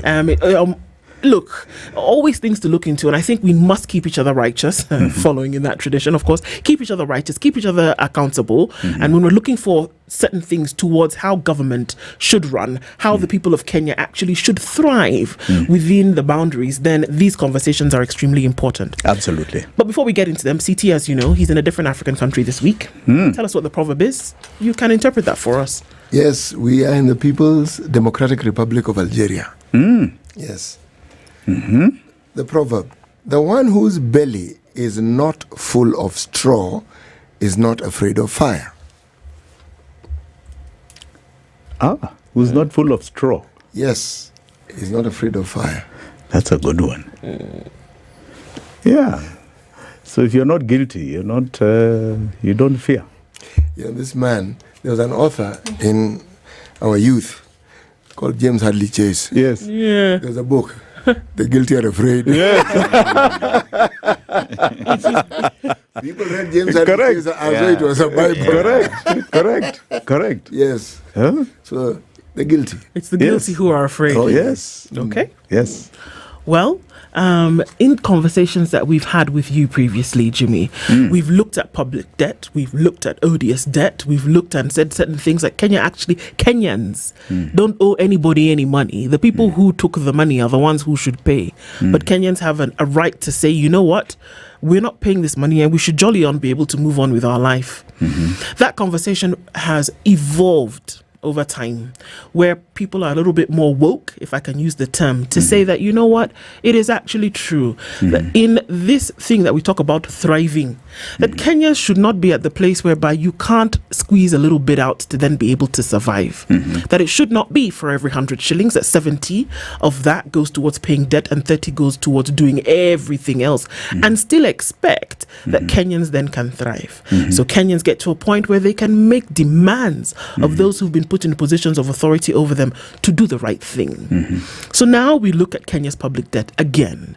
We see, or we've heard from today's headlines, that the Auditor General, for the first time, I think in the next few months, will then make the state of Kenya's debt now public in terms of who owes what, in terms of what it was borrowed for, when it was borrowed, and how it has actually been used and absorbed. That is what we hear. Whether and when that will happen, we'll wait and see. June is not too far off. It's just 2 months away. Let's wait and see if that actually happens before we get into a new fiscal period. But now we're asking ourselves, with that public debt, with those things being set in place, and with political realignment and saying where are people going towards 2027, it would be interesting for us to know then, or to hear and start to have conversations then about how this debt and how the political economic situation in the country is affecting Kenyans and what we would want going into the future. From where you sit, start us off with that. And are we in a better place than we were? Of course 90 days ago? Of course not. And we'll be in a worse off place tomorrow. But just before I get on that topic, there's a ritual I think I did even when I was last here about remembering the heroes of the struggle, the revolution last year. It was 10 months ago. And these heroes were felled by the bullet or by other extrajudicial means.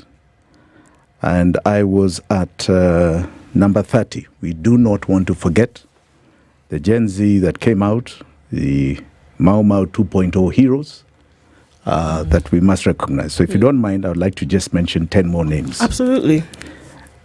Chris Gitonga in Nanyuki, Carlton Mwangi, KNH Mortuary, Ernest Kanyi, KNH Mortuary, Brian Kimathi, KNH Mortuary, Bernard Kiplagat, MTRH Eldoret, Francis Kipkorir Sawe, MTRH Eldoret, Cholding Matlang, MTRH Eldoret, David Shaban Baraza, Mombasa, PGH, Clinton Mwavali Kapsabet Hospital, Mortuary, Brian Ezra Odhiambo, Rongo, and Bernard Mungai Duati, Kasarani Francis Mission Hospital. 10 more names. We've now reached 40. We have 2 more months and we have the anniversary. It's good to see BBC carrying the story tonight about the killing fields of Parliament. I hope every patriotic Kenyan will be watching like myself. I'm sure Du and everyone here will be there. Sad time that to imagine that 10 months later, nobody's been held to account. Nope. Nobody. It reminds me of the history we were told and the one that we have read of the terrible killings that happened pre-independence. The British say that they only killed 11,000 Mau Mau. The figures that are shown and written about even by people like, I think it's the Sarah Aldekin, and not Sarah Aldekin, I think it was her. And I think they call them the imperialistic British, the book. And they talk about 300,000 there, right? We know there were even more than that. Yeah. Now, at the time, nobody was held to account. These are very similar times. Our fellow citizens, our countrymen, our patriots, our people who are standing up for all of us, are being executed by a regime that I would like to call not a regime, but just a private company. And that's one thing we all need to understand. We are in this problem because we actually just have a company that has extended itself until today, 63 years later. But really, it began 100 years ago. When I was last year, that's what we talked about. Right. That what is this system? What is it that keeps perpetuating itself, that continues and continues and continues and nothing changes? When our forefathers were fighting for independence, they fought for two things. One was for freedom, which was our political rights. And second was for our land, which was our economic rights. We were given our political rights. We went to the polls. We elected people. But we have always, even to the extent of the new constitution, been unable to get our economic rights, our economic justice. We just are unable. Because what we have is a company, is a company. This was a company set up by Imperial British East Africa that became the government of Kenya. When you say unable, Jimmy, I have a problem with that. That if I'm sitting in this chair, for example, I'm able-bodied. My legs work. Well, at least I think so. You know, my brain works, my hands work, my eyes work, my senses. I have my wits about me. And in order for me to go get some relief, I have to get out of this chair. So when you talk about inability, that means that I am lame, I cannot move, I do not have my senses, but I do have them. So my inability, that inability that you speak of for me, then is not that I am unable, is that I am unwilling. That if I was willing to stand up out of this chair to go and get some relief, that I would. So is it inability or unwillingness to get out of the shackles of that system? You see, it was attempted before independence. That's what I'm talking about, the struggle towards independence. Both the Mau Mau struggle, which was out in the bush, and the civil one that was done mainly in Nairobi. It was attempted. It was for our freedom, and our land was economic. When independence came, all that happened was the company that was Muzungus became now Africans. The same company, right? And you need to understand it this way.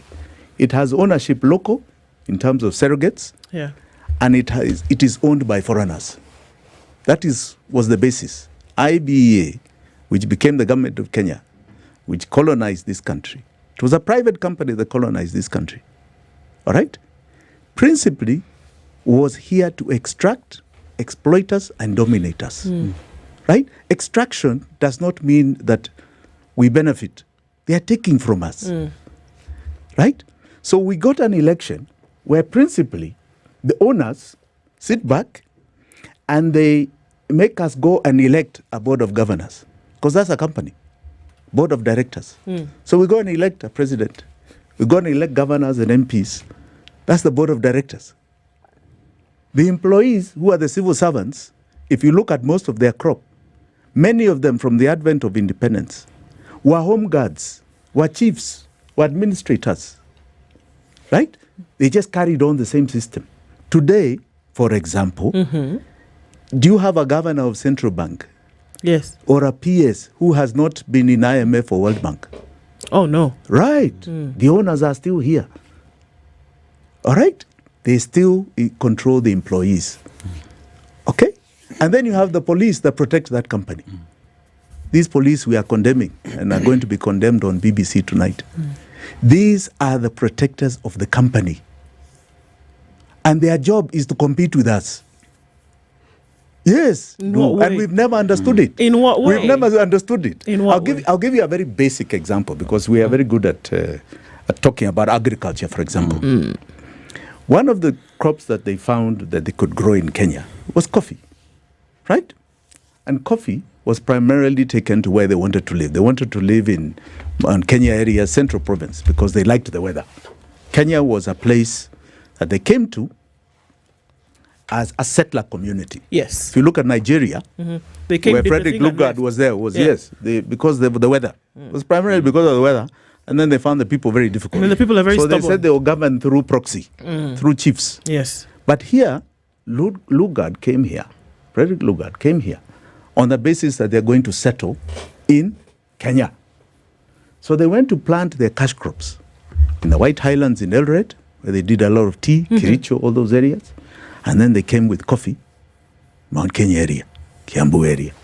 Now, they came to grow coffee themselves on land they had taken. But they weren't enough. And they started realizing they were making a lot of profits. So they decided they were going to license the natives. We used to be called natives. They are going to license the natives to grow on their land. But they would come and measure. And they would measure with walking. Somebody would walk 10 steps this way, and say, you're allowed to plant here. Then you say, but can't I plant on my entire property? No. You plant here. We show you how to plant, and this is your license. If you go beyond that license, you have a problem. You go to jail. Okay? All right. Why was it being controlled? Today, you have a minister in agriculture who stands up and says, from now on I suspend the export of macadamia nuts. Who is he? To tell me he's going to suspend the sale of my product. Who is he? What is the difference between him and the mubeberu? Right? What has he got to do with my crop? That crop you're saying I should not export, today is rotting. After 3 months, it perishes. What have you done to me? Who are you to interfere with my product? Actually, with your livelihood. With my livelihood. Yes. What is changed? What has changed? Do you think those who sit in these, because essentially what you're saying, Jimmy, yes, is that these individuals, as we see them, members of parliament, MCAs, senators, etc., ministers, that they are employees of this foreign? Is it? No. They have been elected. Are they? But you're right. They are actually the board of directors of this for other owners. Are they aware? That's the greatest moment we're going through right now as a world. Information age, technology. It has really bridged the gap because, education and the access to education and what you're educated about or what you're informed about is what makes decisions. We've been controlled for too long, for far too long. All right? So information that is now currently available to us on our phones is educating us, is making us aware. So, for example, today, those owners, for example, our coffee, our biggest importers of coffee from Kenya and Uganda primarily, right, is Germany, right? They import about $2 billion worth of our coffee, $2 billion, right? In Germany, they value add so-called that coffee, and they make $6.5 billion. Do you think those owners are going to allow us to make that $6.5 billion? Why? That's what we're competing with. Do you understand? Those are the ones that come and fund our elections here. Are they not behind IEBC? You all clap hands when we are so-called being funded by IEBC. Do they? Yes, they do. They fund IEBC greatly. Greatly. That's why they have a stake and they even go and sit at Bomas.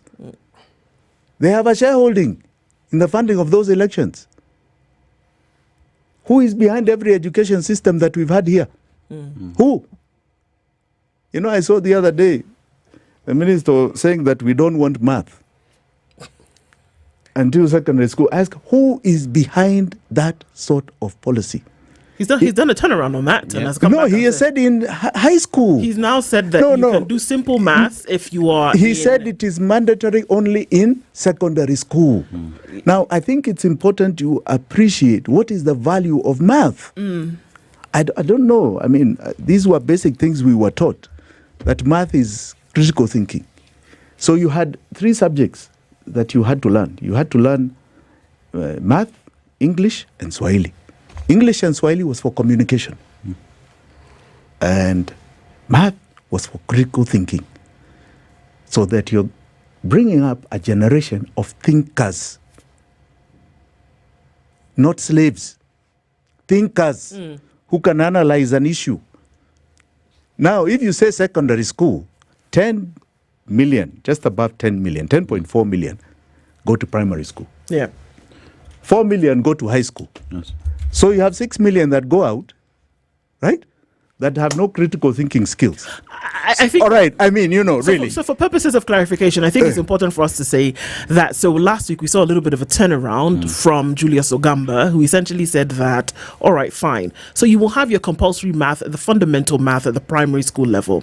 Come high school, when we go towards the pathway selection, that was where they said, was it necessary then to have math? And everybody said, okay, well, they're going to chuck the thing out. People came back and said, no, you can't have that. So they said, okay, fine. We will make it compulsory in 2 ways. That if you're going into anything apart from a STEM course, you will do the simple math. If you are going into the STEM course, then we will have you do applied math. So that was brought back. Fine. But you imagine what was behind that thinking in the first place? Exactly. That we're even talking about it. What history did we learn? Were we taught the history of Kenya? Were we taught the history of our native history? What we were all about before the colonizer came here? No. I grew up learning British war history, British things. What does that got to do with my life here in Kenya? So what do we do? So the problem now, any great nation, and it's important to understand, for any nation that has ever developed, right, there are 3 fundamental things that they must succeed in. 3. One is education. Their people are educated. There's a high level of education among them. Right? That is critical. The second is a cultural revolution. They must know who they are about, what they are about, where they are going, what are their dictates, what is their trajectory, what is acceptable, what's not acceptable, right? And it's encouraging to see that being developed in Kenya, right? Today we scorn on theft. We scorn on it. There was a time it was glorified, right? So we are developing our norms, but we need to identify who we are as a people called Kenya, right? Because we are just a mixed bag of God knows what, right? Now, the third is that we must have food security. People must be able to eat. Those are 3 fundamental things that take a nation to greatness. In other words, they define their trajectory. All right? That's synonymous across the board. As we are talking today, this education system of ours has been tampered and tampered and tampered and tampered. We don't even know where we are anymore. Today we are told CBC, we are told Sijui Nini. Now it's not performance-based, it's competence-based. Yeah, I don't know how somebody who is in Standard 6 knows her competence or his competence. Okay? You come to food security, we have 22 million Kenyans that are struggling to look for food every single day. And we do not have a cultural identity. So how do we come out of what you are saying? We have been denied the opportunity. I've got to ask the question then, when do you cut the umbilical cord between what happened with the colonialists and where we are today? We're going to take a break, Jimmy. Yeah. So hold on to that. We'll come back, because the question is, we can say that, you've been in the womb forever, but at some point you need to cut the cord and say, Where do we go from here? And I think those are some of the questions that we'll be asking when we come back. Jimmy Wanjigi is in the studio with us this morning, having a conversation around, all right, there's debt, there is economic irresponsibility that's happening, and we're asking, okay, we're on the road towards yet another election where other leaders will be chosen. What way do we need to go? He's going to be here with us for a while. Let's continue in this conversation at 28 minutes to 9 when we come back from this.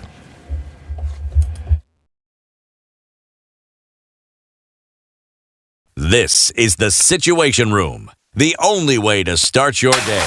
The weather with SpiceFM.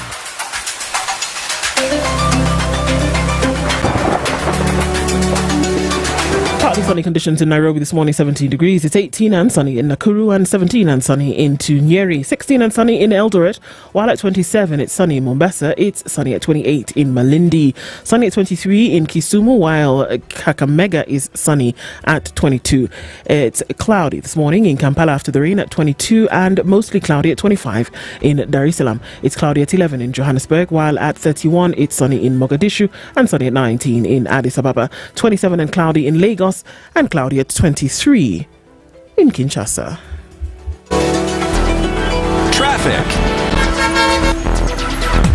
All right, so a lot of traffic this morning. Very, very busy. Folks are up and about trying to get kids back to school. That's for sure. Learners into many schools across the country. And so we're seeing heavy traffic in many parts of the city this morning, likely to continue through most of the day. Look at the Eastern Bypass. Traffic coming in from that Roy interchange through towards North Airport Road, all the way through. Outbound traffic, crazy.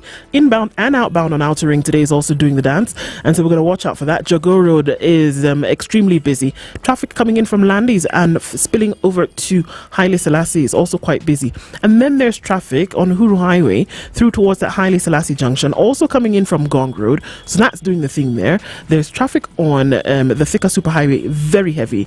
It's almost, I don't think it can get a darker red.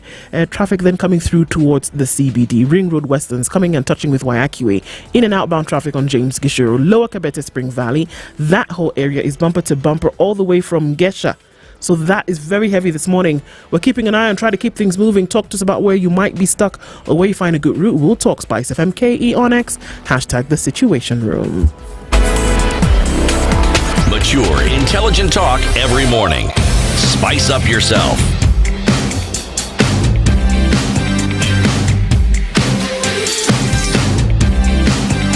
Mornings done right.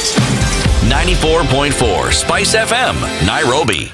Jimmy Wanjigi is here in the studio with us this morning, and we're having a conversation around, okay, so what do we do? And here we are saying that things are bad. You said they're bad. Yes. We've come off of, being in this womb that cannot be delivered. And I'm saying, well, come on, cut the umbilical cord. The colonialists came fine. They went. There is this perceived notion that we still have this long umbilical cord attached. And you say that there's still a company that's essentially running the thing. But then there are people who are here, they are leaders, are they not? They are CEOs of government. And do the question. They are presidents. Why do you always have to be tied to that? Stand up, for goodness sake. I agree with you, but the question is, if we look at just the term colonialism, you are spot on. And there's no arguing with what you're saying. If we look at neocolonialism, then the question is still alive. And the question, did they actually leave? And if they left, how did they leave? And if they remained, how did they remain? They were allowed to. And I top up on that and ask, if at all we have neocolonialism, yet in 2010 Kenyans went and voted for this new constitution that we say is the blueprint of this country, then how do we shake ourselves from the shackles of colonialists and neocolonialists and just be Kenyans who understand themselves and how they want to be ruled and governed? I'm sorry, but Jimmy, before you answer that, are we not human beings? We are. Don't we have a head and a brain like them? Do we not have two legs? Yes. And our body functions are the same? Yeah. Yes. For all intents and purposes. Absolutely. Is it not true? Yes. That there are people who removed themselves from this same shackle and are thriving so much so that they've become a threat to the would-be powers who previously were colonialists. Absolutely. Do they not exist on this planet? Oh, they do. So what is the problem? Why are we not able to remove ourselves? That we say that we must be beholden even to this neocolonialism. Why? So what happens is that you can never uproot something you don't know how deep it is rooted. So you must understand the original sin. The original sin is exactly what you said, colonialism that has led to neocolonialism. And we are saying that system is what you call the government of Kenya, which is actually just a company. It is literally just a company that extracts, exploits us, and dominates us with their police. So Gachagua was right. Well, he was part of it. So he knows it. All right? So that is, it didn't happen when under... he was talking of shareholding, he knew exactly what he was saying. talking about. Yes. Okay. When you get Wagogo, and I said this the last time, when you have your tribal chieftains, right, which was instituted by the same colonialist, they go to the table, they say, I am representing my community. So the community is happy, divide and rule, and you come and you're given a slice of the cake, right, in terms of seats or favor, even personal. And the company moves on. But who are you really working for? If you really look at our exploitation, it is not those people. In fact, whatever it is they think they have taken is peanuts. It has been the owners that have benefited. And you see, the owner has been very good at metamorphosis of themselves. Who created this debt as an instrument? It was in the 70s that IMF and World Bank was born. The whole structure, right, after the British Empire, after the World War II, was it all transferred to America. And they transferred two things. One, democracy as a tool of governance, and capitalism. And what was capitalism? Make as much money now and as all time. For themselves. Yes. Right? Exploit as much as you can. And they created institutions to do it. And along the way, they protected themselves. They protected themselves on food security. Okay? Even Europe did.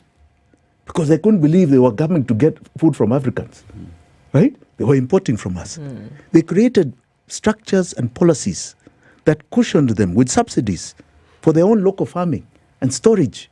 Right? Today, where they used to get food from us, we are the ones now who are importing from them, who are importers. What happened? Right? They took away our instruments and they had collaborators. Just like when we were having the struggle for independence, you had collaborators. They were called home guards. So anybody who tells you a revolution should be stopped.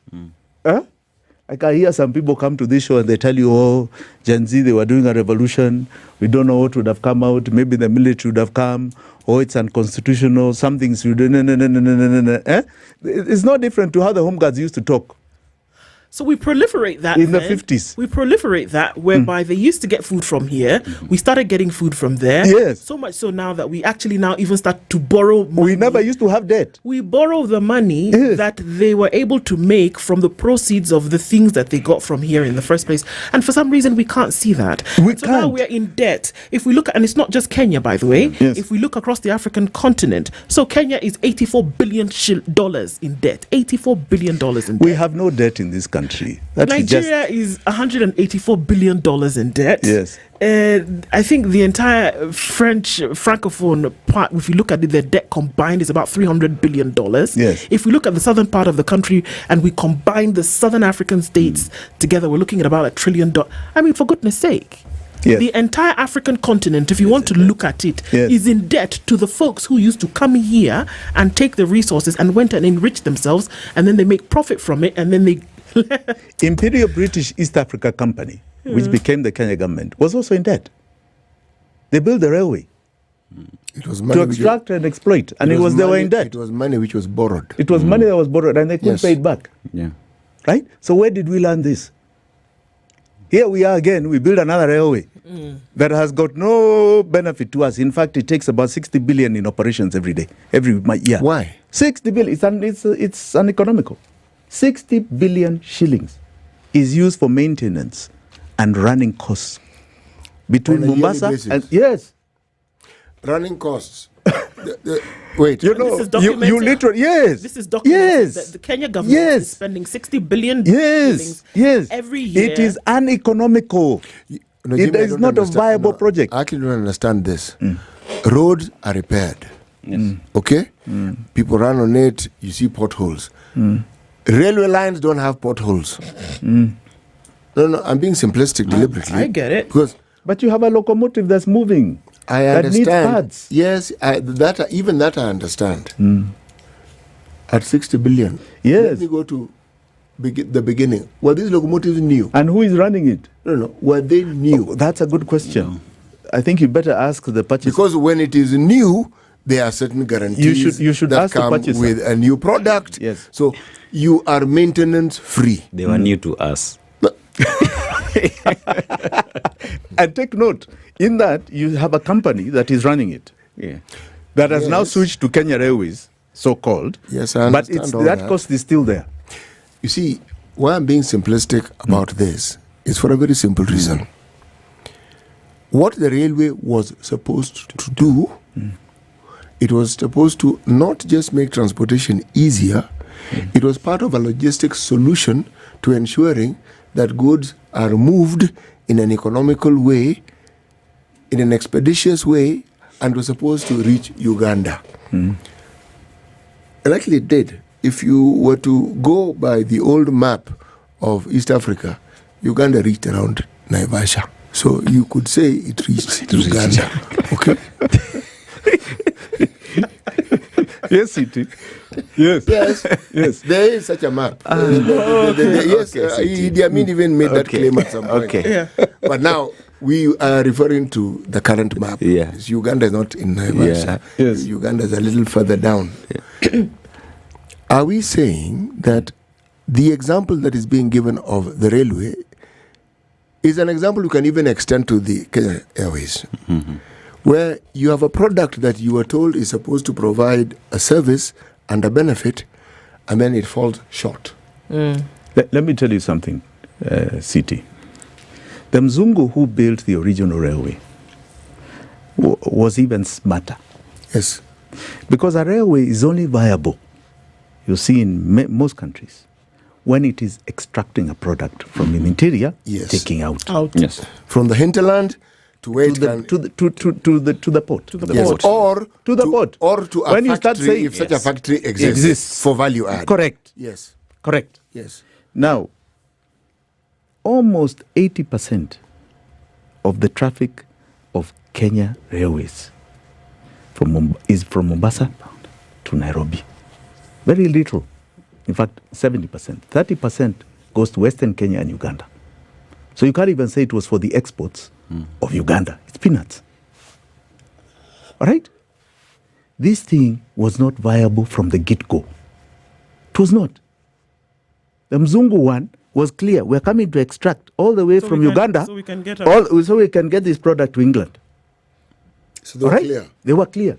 And it did get to And Uganda. it did get to England. Yes. Here, the only people who are seeing the viability are importers. You import, those wagons are going back to Mombasa empty. All right? Because what cargo are we exporting? How much of it? Not for this line. So this was another extraction project to leave us with a burden, to further exasperate our slavery. There's no difference. In fact, the scale was just increased by our own people. And this is something we all need to understand. Are there people really? Well, they are fellow so-called Kenyans. Countrymen. So how do you cut the cord? Yes. Because this is the question that we're saying here. That there have been nations who were colonized, and we have to also use this as examples. That there are nations who've been colonized, but have been able to then, cut the cord, essentially, and then chart their own path in terms of their own economic development and in terms of what they must do. But these countries, guess what? None of them who we can look at today and say have achieved have done so without the very thing that you're talking about. They have to sell. The only way that you will develop economically is if you make a profit, that you create something and a finished product leaves. Now, and that there's value add that leaves. You're now speaking my language. And let us start with the former, which is our problem. What is our slavery? You've identified it. It's debt. We've been talking about debt for the last 3 years. And it's so good to wake up this morning to see those headlines, as you started off with the show. It's so good to see those headlines. Somehow or other, people are actually now coming to appreciate that this is our problem. And it is very simple, right? Because this debt, right? And I can tell you here, and I've said it here for the last 3 years, you were the first ones to host me. I remember it was early December 2022, right? When you hosted me on this show. And I said, we have no debt in this country. We have illegal debt. And if we can just do a quick analysis, a simple analysis, I think we'll do it. And we can use the Nation. I think Nation headline had a nice script today, right? They said they started with Kibaki, handing over to Uhuru. But I want to go to Moi. And I want to put 2 columns. One is called debt, one is called revenue. Because that's very important that we understand it. So the debt that Moi handed over to Kibaki was 600 billion shillings. Right? 600 billion. Yes. What did Moi inherit? I can't give you those figures. They're very amorphous, but it was not much from Kenyatta. It wasn't much. I can tell you that. And how much debt did Kenyatta inherit? Again, we're not certain. No. All right. Because there are a lot of amorphous things. For example, they say that, we got a grant to buy land from Zungus. To buy off Others say that they were still put in the books as a loan. The records are not as good as you can imagine. But I can tell you, the economic book of Kenyatta was not too bad. In terms of debt, it was not too bad. It wasn't. But there was a debt. There was a debt, but it was not much. Moi accumulated massive amounts of debt. And in contrast to revenue, his tax revenue collections, the maximum he had achieved was 170 billion. Over what period? A year. Okay. 170 billion over a year. Yeah. Okay. Right? Those were his maximum tax collections. Right?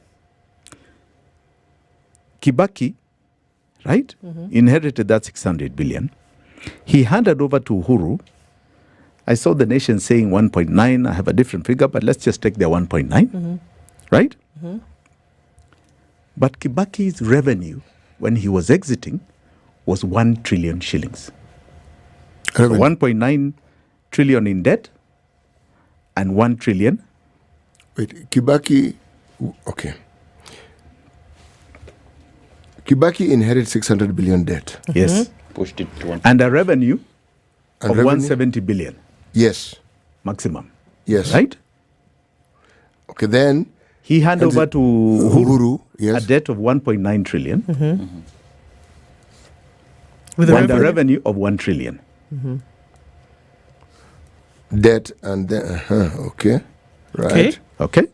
So if you look at just those two figures, you can see 170 billion, right? Yes. Debt was 3 times the revenue.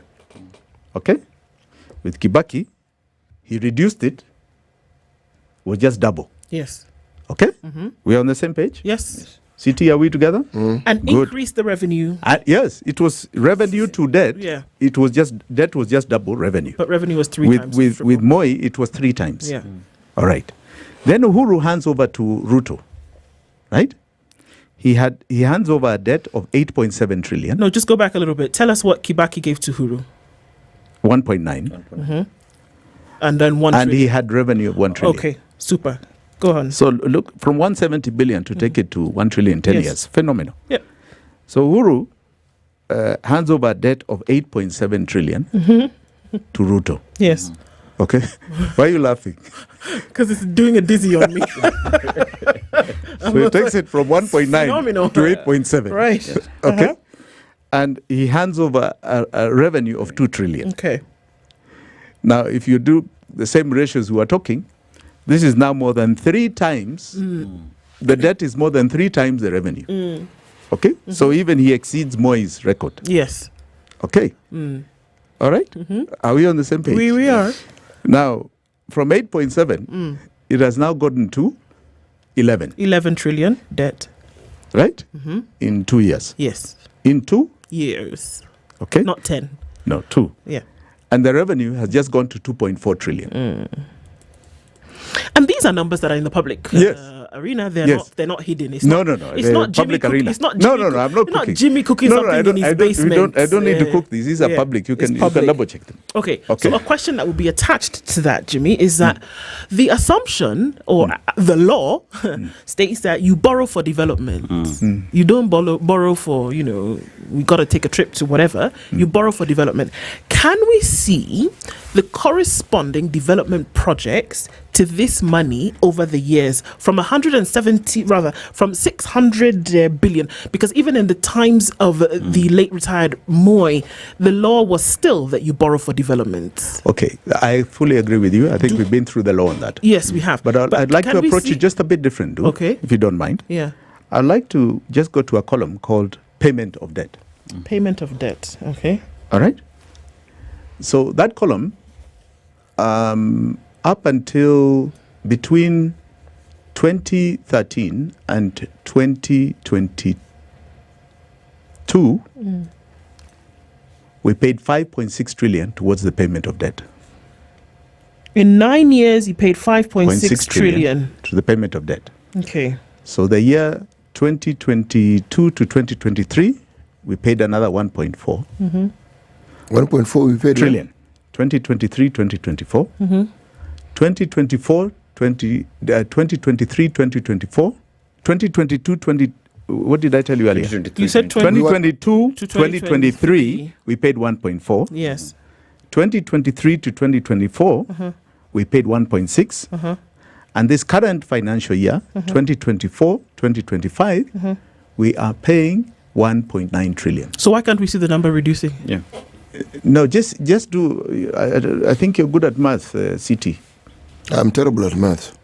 So 5.6 so there's this plus 1.4 is 7, right? There's this nifty thing called a calculator. Yeah. And so 5.6 plus 1.4. 5.6 Yeah. plus 1.4 Yes. plus 1.6 Yes. plus 1.7. 1.9. 1.9. Yes. Is how much? 1.2 is 10.1. 10.1. Yes. No. Huh? It's not 10.1. It must be more. 5.6 10.2. because if you add this 1.4, 1.6, 1.9, it's 10.2. 10.2. You've done the math. 10.2, yeah. It's 10.2. 10.2 trillion. Yes. That is what. And you're adding the 5.6 to it. Yes. 5.6. No, me I'm getting 5. I'm getting 10.4. 10.5 actually. Let me do it again. 1.4 plus Okay, 1.6 it's plus 10.5. 1.9 plus 5.6. It's 10.5. Yes. 10.5 trillion. Yes. Okay, so that is what is recorded, right? This financial year, we have not completely finished the 1.9. But that is what is recorded for our debt payments. All right? Before we get into what it has been used for, Yeah. whether it's been legal or not. So we have paid 10.5 trillion. Yes. Yet we still have an outstanding of 11. Sorcery. How does that make sense to anybody? Does it? No, it doesn't. No, it doesn't. Okay. Maybe a pertinent question here, because I want to look at the time period. It's important, Jimmy, that you talk of debt of 5.6 trillion being paid between the years 2013 and 2022. Yes. It was at that time that former President Uhuru Kenyatta was the president, obviously. Yes. And even it was as he paid it was that- at that time that the debt was at 8.7 trillion. Correct. So if 8.7 trillion shillings was the debt that he had amassed over 10 years, and he paid 5.6, Yes. essentially we're saying 5.6 was paid, Yes. then really the debt that he should have handed over to President William Ruto would have been 3.1 trillion. Should have been. Should have been. And then maybe you minus the payments towards Kibaki's debt of 1.9. So how It can comes we down say, a bit more. So, So how you can understand- we say that government is paying debt, Right. is paying off these loans, Right. and whatever they are saying they are still borrowing is still in the public arena, but we still have the same debt owed over these 20 years. That is why I can't wait for the Auditor General's report. I don't know why they haven't called us, because we bothered to do a proper forensic audit on that debt. They should have called us. Would have handed over to them Your numbers. our findings. Yes. But, Right? And I'm sure it would have hastened, because we just taken it from their books. And we used a very bright man who has been, who headed the team called Bernard Mushere, who has worked as an internal auditor of government for 40 years. So he knows. So he knows his stuff. Okay? He had a wonderful team, and in 2022, he came out with these numbers. And you see, that forensic audit was based on primarily this, that look at the numbers and compare it with the law, which is what Lou is asking. Was it taken for development?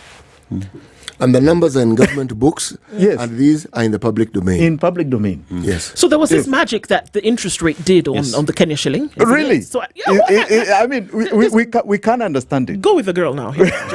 So in January especially, Yes. so we came off of 2022 with some ridiculous numbers in terms of what the doozy that the dollar was doing on the Kenya shilling, and we're at 160 at some point. And so that meant that if you owed any money, that the interest shot up easily. If you borrow $1 million, you're paying the same in interest, essentially. So would this not have contributed to the amounts of money that was being paid? That's why your principal still remains the same if you're paying so much on interest? Just call it wood economics. Because really, I mean, if you believe anything you're actually seeing from the Treasury today or from the central bank, I think you'll be scratching your head. Yes. You see, it's basically this. Yeah? What we have in public domain is contrary to what is actually done by the Treasury, so-called by the private company. All right? So in the year, for example, just to throw a figure, Ruto's first budget, okay? Because you asked a pertinent question about legal debt. Right. In Ruto's first budget, right, 2023-2024 was his first budget, right? If you look at the books submitted, which are the budget books, because you must get approval of any borrowings through the budget, right? Foreign and external loans is the only column for borrowing in the revenue estimates, right? There were 313 billion. 13 billion. The following month, in what is called the statement of actuals and estimates, gazetted by the Treasury, all right? They put foreign loans at 700 billion and they put domestic debt at 1 trillion. Yes. So where is that passed? Where is it passed?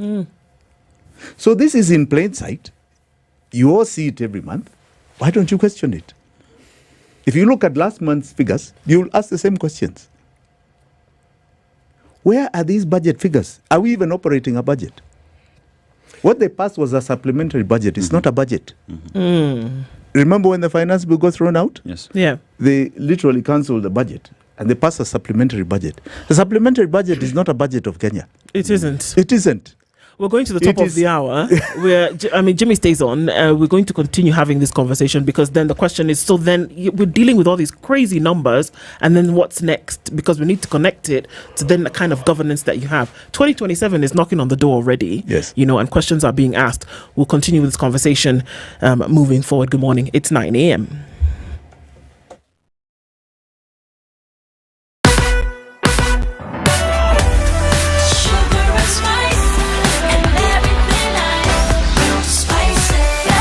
Spice up your life.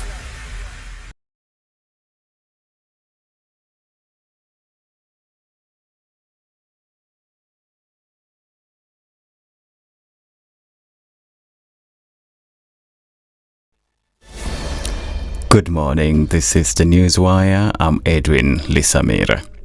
Businessman Jimmy Wanjigi has accused the government of covering up police killings during the Gen Z-led anti-government protests last June. Speaking when he appeared on the Situation Room show here on SpiceFM, Wanjigi claimed that at least 40 young people were killed by the police during the protests. He described the victims as heroes and went on to name some of them. Chris Gitonga in Nanyuki, Carlton Mwangi, KNH Mortuary, Ernest Kanyi, KNH Mortuary, Brian Kimathi, KNH Mortuary, Bernard Kiplagat, MTRH, Eldoret, Francis Kipkorir Sawe, MTRH Eldoret, Cholding Matlang, MTRH Eldoret, David Shaban Baraza, Mombasa, PGH, Clinton Mwavali Kapsabet Hospital, Mortuary, Brian Ezra Odhiambo, Rongo, and Bernard Mungai Duati, Kasarani Francis Mission Hospital. 10 more names. We've now reached 40. Wanjigi went on to decry government inaction over the killings. Sad time that to imagine that 10 months later, nobody's been held to account. Nope. Nobody. It reminds me of the history we were told and the one that we have read of the terrible killings that happened pre-independence. The British say that they only killed 11,000 Mau Mau. The figures that are shown and written about, and they talk about 300,000 there. Former Makueni Governor Kivutha Kibwana has told SpiceFM that Kenya is heading in the wrong direction, citing the country's growing debt. Kibwana, who appeared on the ongoing Situation Room show here on SpiceFM, said Kenyans are voicing discontent with the government because of underdevelopment amid widespread allegations of corruption. He warned that the loans are hurting the country's economy and urged the government to rely less on borrowing. The question that you have raised of debt, public debt, is again extremely worrying because we are told that when the government gets like 100 shillings, it uses 70 to pay debt and it has 30 left for the national government salaries and for development for the counties. So there isn't anything really left for development. It's like you're milking a stone because, you know, after most of the money going to the first charge, which is the debt, then there is hardly anything left. Last week, Kiharu MP Ndindi Nyoro asked President William Ruto's administration to slow down on the borrowing spree, arguing that more loans could hurt the country's economy. Schools are reopening today for the second time in the face of delayed capitation, huge debts and fee arrears, among other challenges. The financial constraints have been exacerbated by a directive from Controller Budget Margaret Nyakango to bar counties from awarding bursaries to the bright but needy students. Nyakango said only early childhood development education falls under counties, leaving millions of secondary school students who relied on county bursaries in a state of panic. Meanwhile, some school heads say they've switched off their phones to avoid suppliers demanding payment for goods and services provided in the first term and even last year. These parents said the reopening comes amid shrinking disposable incomes, given the new statutory deductions such as the Social Health Insurance Fund and the housing levy. Uchumi saizi umepanda, utaona kwamba zile vitu ambazo maybe wakati mmoja maybe ulikuwa unanunua 100 saizi ni 200, na kama uko na watoto watatu ama wanne unaona kwamba there's a lot, hujaweka school fees na mambo mengine. Vitabu siko juu, pia laptop, kwa sababu hii CBC watoto wanaambiwa waende na laptop, unapata iko juu. So inabidi kama sisi mzazi tujinye. Saizi unaona hata hakuna mtu yote tu hata mmoja. Kutoka morning hatujaona wateja. Sasa mwaka tuseme tu ni ngumu, na hata mali wamefungulia shule pia wazazi hawana pesa. Labda ingekuwa next week hivyo. That's the news wire. I'm Edwin Lisamira.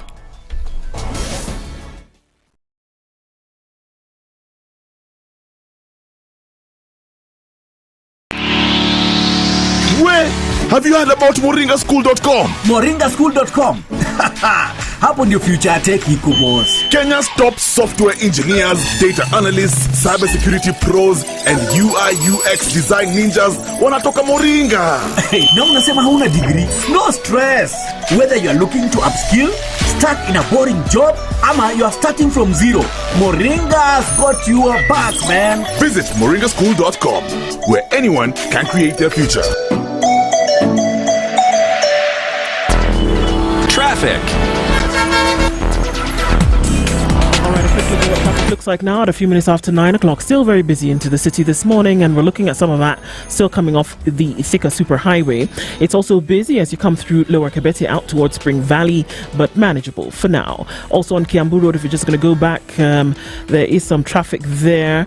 And then getting into the CBD seems to be where everybody's going this morning, trying to get the last minute things done with back to school shopping. Also, there is some traffic that's coming in on Likoni Road and touching on the interchange going out towards the southern bypass. So something to watch out for there. So we're going to keep an eye on this and see, even as you go about doing your shopping, remember, you need to jazza your kikapu at your local Naivas, and as you're doing your shopping, remember it's a Naivas that you need to pop into this morning. We'll keep an eye on things and keep it moving. SpiceFM KE on X, hashtag the Situation Room.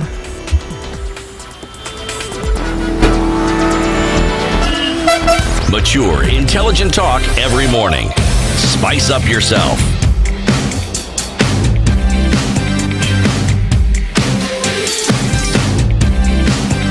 Mornings done right.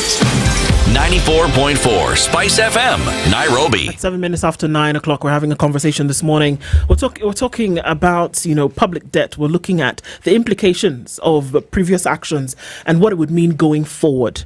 And as we segue towards what's coming up, 2027 is another election where there will be, for all intents and purposes, a new government in place. Many would say knock on wood, but okay. Coming in from some of the things that we've seen so far, what does it have in terms of consequences on what could happen in the future? When we talk about not knowing where this money went for debt, and not knowing some of these projects that should have been there for the betterment of the economy, the betterment of the people, and then saying, let's change things or do something to make them better.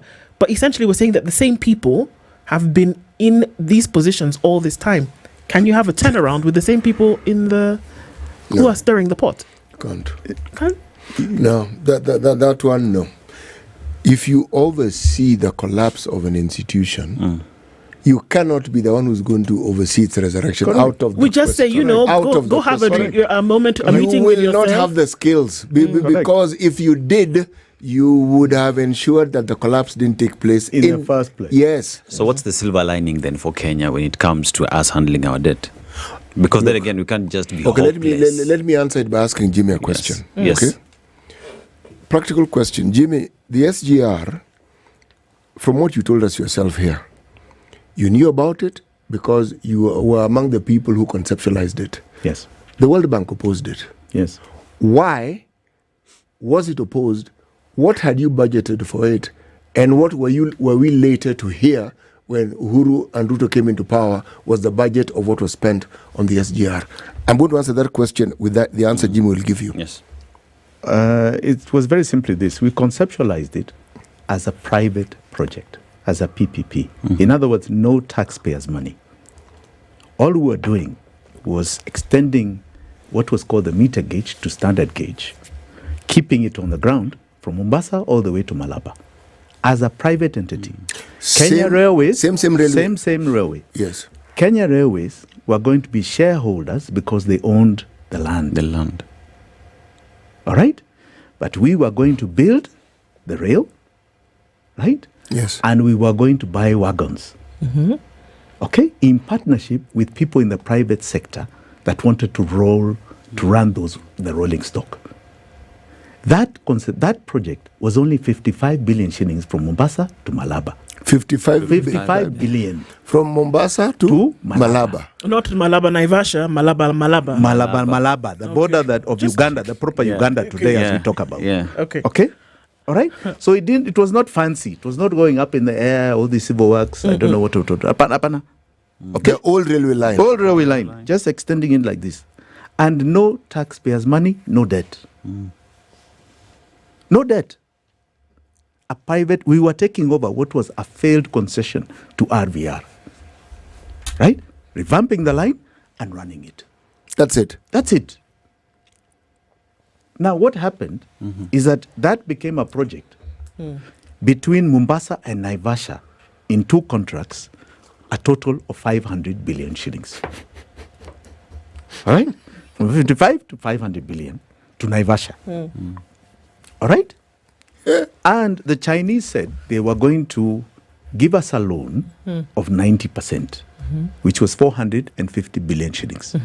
And Kenya government, as Kenyans, were to pay 50 billion shillings, right, as our 10% contribution. Now, we further did now an audit on top of that of what was actually done. So did we get the money from China, 450? Yes. We got it. There was a drawdown, certificates to China Exim Bank, 450. But that's give and take. But that's still money for Kenyans to pay back, though. Yes, of course. But you said there's no... No. We got the money from China. It was a loan. Okay. Right? And a fairly expensive loan, I must say. It was from the bank. It was from China Exim Bank. It wasn't a concessional No, it was very expensive. Exim Bank is a quasi-government bank. But this one was exceptionally expensive. All right? Now, why was it the terms were as such. I guess maybe they did not see it as prudent, and it was a lot of money. The terms did not favor us. It was the biggest loan we had ever taken from China. Biggest. Okay. All right? Now, because at the time it was estimated at almost $5 billion. Right. That's the total, $5 billion. You know, exchange rates were different at the time. Then we audited the amount of money we contributed, the 10%, 50 billion shillings, towards the loan, towards the construction of SGR to Naivasha. Right? Simple audit. It's called self-raising finance. Grant from the Treasury to Kenya Railways to onward payment to China Road and Bridge. Simple math. All right? And this is, again, government records.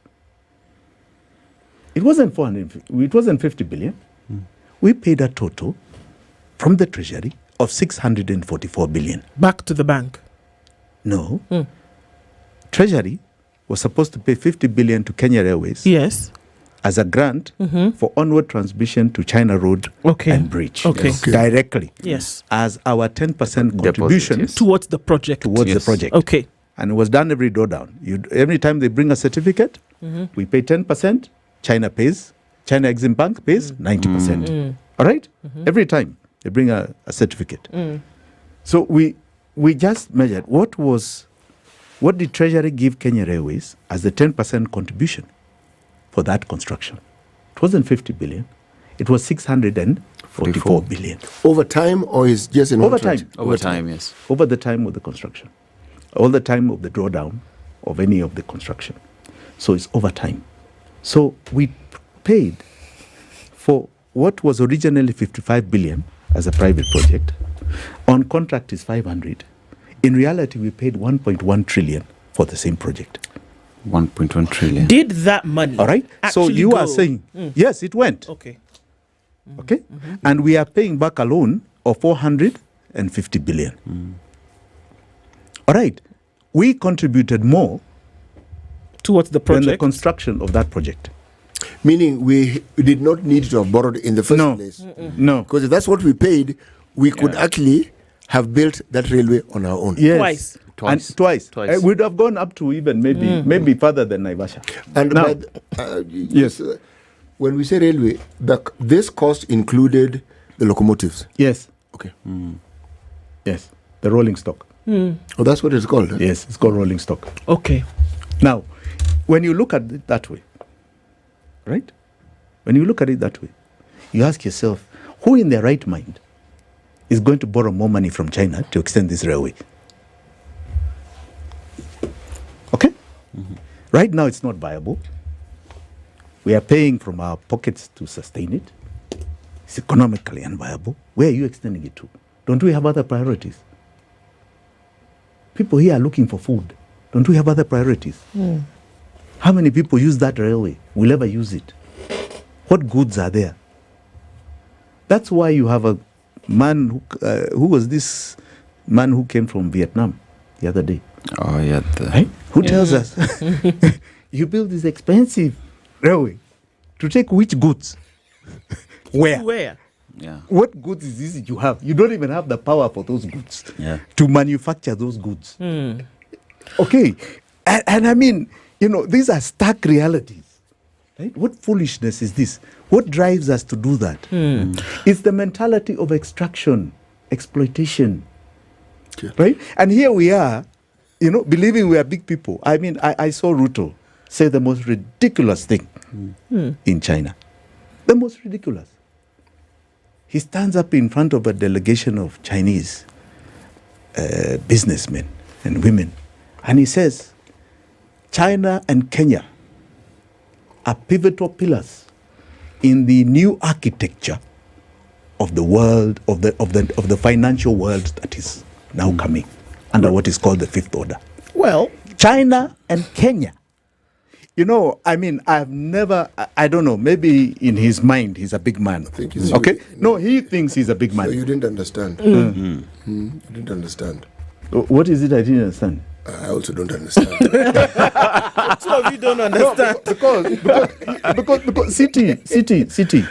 You see, America and China, they say, and this was at the World Economic Forum the other day, China is about 21%, 22% of GDP of the world. America's 27% GDP of the world. So those two countries are 50% of the world GDP. Right? Africa in totality, including North Africa, is 4%. 4%, yes. And then we've tried Kabisa. Which is just equivalent to the size of France contribution. One country. France's contribution to GDP of the world is equivalent to the whole of Africa. And we have 1.4 billion people here. So where is it? Kenya, what is Kenya in that? We are a speck. And just to go to power, I bothered to research some figures on power alone. All right? Just to give you power production. China produces 2 million megawatts of power. 2 million. 2 million, the country. 2 million megawatts of power. Every how long? 2 million. City's asking per what? No, per year. There you go. Annually. Is that what you're asking? Yes. Per year. Annually. 2 million megawatts of power. All right? And they are now in renewable energy increasing new power at a rate of 300,000 megawatts of power per year. And they run all their industry and they have excess power. And because of smog and all those things, they are now moving from that and creating renewable energy. Right? At 300,000 megawatts per year is their target. So that no. Kenya is where? We are at 357. No. We are 3,400 megawatts of installed power. What actually goes for our use is only 2,200. Right? Do you see the scale? No, there's no comparison. Can you compare? There's no comparison. So where is this we are discussing? It's a stratospheric difference. Anything and so that any, brings me back to the other point that I was so making. So please tell me, what is it I don't understand? All right? Even South Africa here, right, does 50,000 megawatts of installed power. Yet they're in the dark. Yeah. And there's load shedding. You have Egypt is 60,000 installed power.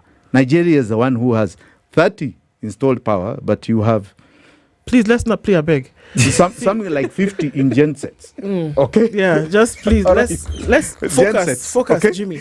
But no. But just imagine, even around us here, on this continent, okay, we are like this. And this is what I was saying. Where is it we become giants? So, Jimmy, I have to bring you back. The only way to become a giant, if we look at the same Chinese example that we are talking about, the only way to become a giant is when you're producing. The examples that you've given now were still hinged on production. That China is producing so much more power than it could use in decades. That it's producing much more. It's producing for its industry and it has excess that it can actually then now sell to neighboring countries. No, they don't even want to sell. And they don't even want to. They don't want to sell because it's not for sale. It's not for sale. My point being, the only way towards economic viability is when you're operating in surplus. Yes. The only way to then begin to operate in surplus is if you're making a finished product. Not this thing we are doing of saying, take your tea and give it to who, and then they do the value add and then sell it back to you. So when Uhuru took power from Kibaki, industry, which is where you're talking about value add, was 14% of our gross national product. Of all that we produce, industry was 14%. All right? When he left power, it was 7%. Right now, it's going towards 6%. Okay. So what are you talking about? So what I'm asking is... And you're going to see the Treasury come and tell you now they want to tax imported goods. They are not talking about you. They want local manufacturing. Which local manufacturing? It isn't. So who do you trust? We are an importing country. Yeah. So that cost will still come to us and they're going to cheat us. We're not touching you. They're touching us. They're touching us. We've become the dumping ground of the world for trade. We're just commodities placed here that we just buy from others. This is a tragedy. Okay? You see, the Vietnam CEO that you talk about, Don Chow, said, in terms of even investors coming to the country, there is no investor in the right mind who will come invest in a country where light is fidgeting and is not consistent. You talk about China producing surplus. No, I didn't say it has surplus. I said it has 2 million. It's not surplus to them. Okay, it has whatever it is they have. We do not have even enough to power our own homes. Yes. We talk about SGR and its all purpose, which is supposed to be getting goods out of the country. But one would have thought that even at the point of installation of SGR, EPZs and empowering farmers so that we are able to get products out of the country is something that one should have thought of, yet that was never thought of. But we have the SGR now. So moving forward, what must we do for this SGR to work for us is the question. No, it can't. You see what happens. I think you're going too far. You see, I said we have a public entity that is actually a private company called Government of Kenya. All right? It's government extraction and exploitation. Why would it promote you? It comes to take from you. You're not regarded. You're not regarded. It's coming to take from you, to eat you. How do we change that? That's the point. You have to go to the original sin, which is you must remove this extraction company and its entire entity, what it stands for, how it operates. What you see as Government of Kenya today must stop. Its players must be removed. And the biggest way you start, right, is why we have been on the debt issue. You cut off this debt, I want you to imagine a very different life. You cut off a payment this year of 1.9 trillion in debt. What does it take to fund the health sector? Universal health care as a target was costed at 168 billion shillings. We are paying 1.9 trillion to debt this year. It's a tenth. We are paying 2.2 next year. We are paying 2.5 the following year. And I can go on with those figures, appreciating up until 2038, contrary to what our friend Bandi was saying, 2034. Okay?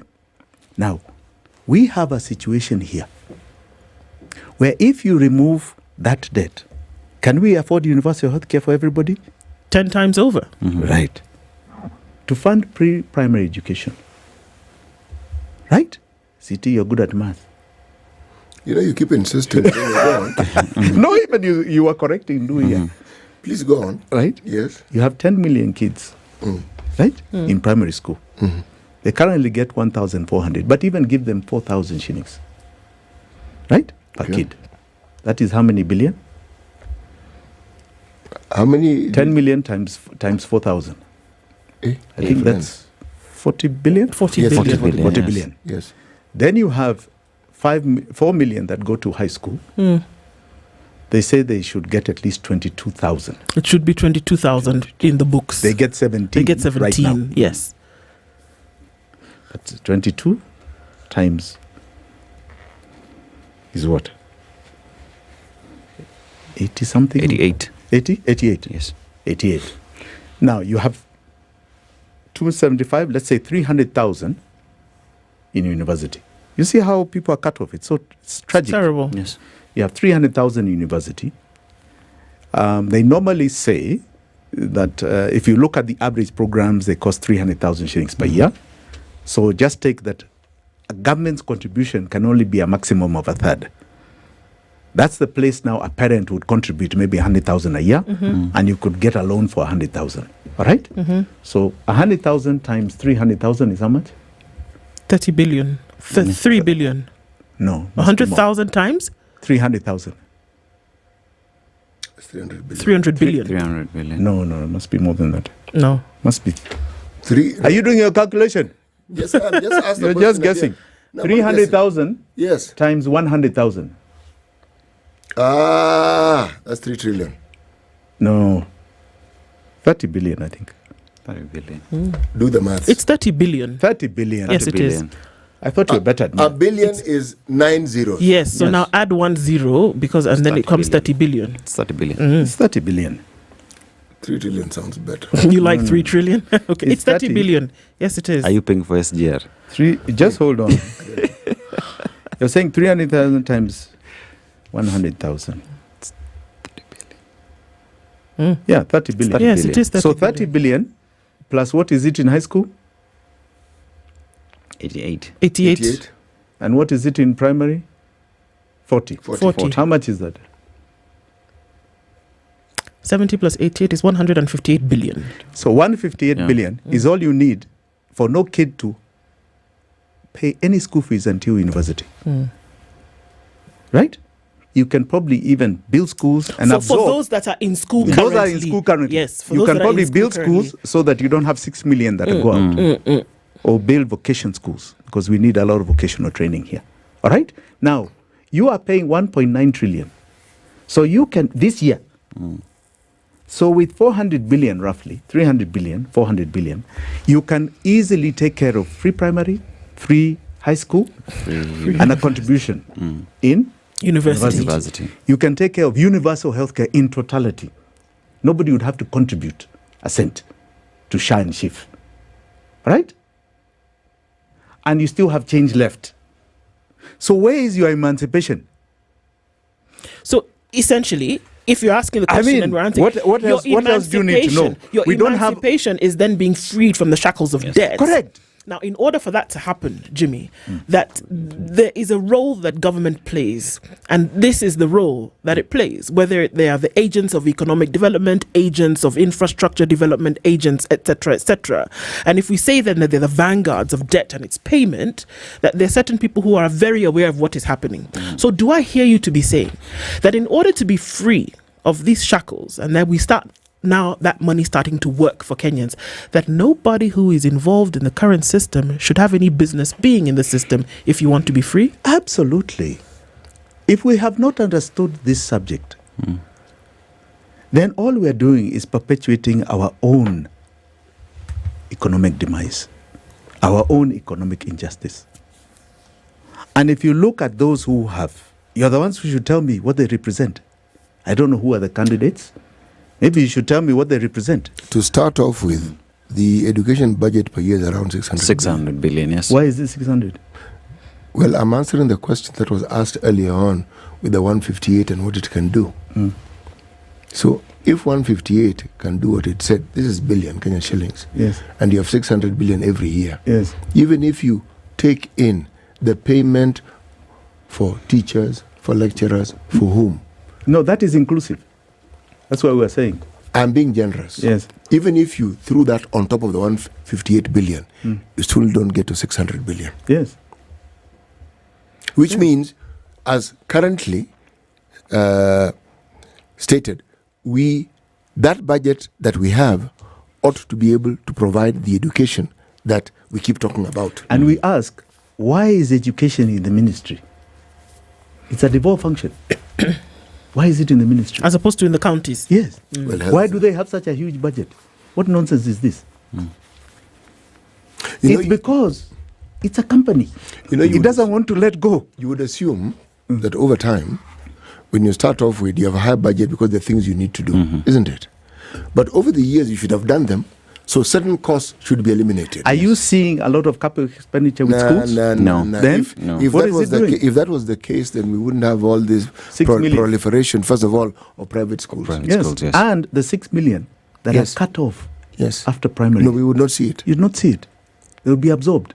One of the biggest challenges is infrastructure. So people have failed because there are no classes to go to.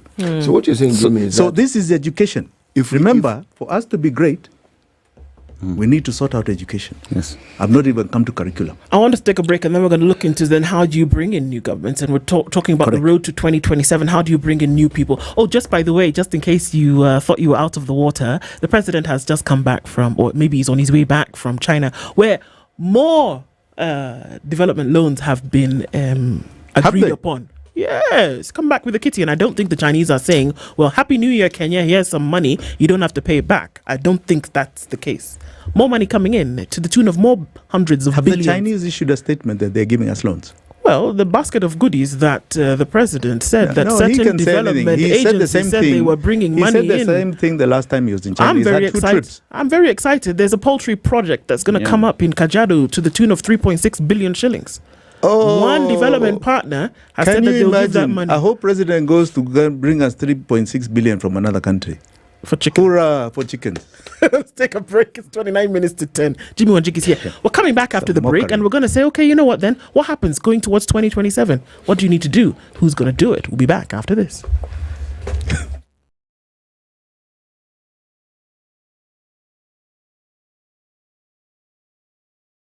This is the Situation Room, the only way to start your day. Where? Have you heard about moringaschool.com? Moringaschool.com. Hapo ndio future tech iko boss. Kenya's top software engineers, data analysts, cybersecurity pros, and UI UX design ninjas wanatoka Moringa. Hey, na unasema hauna degree? No stress. Whether you are looking to upskill, stuck in a boring job, ama you are starting from zero, Moringa's got your back, man. Visit moringaschool.com, where anyone can create their future.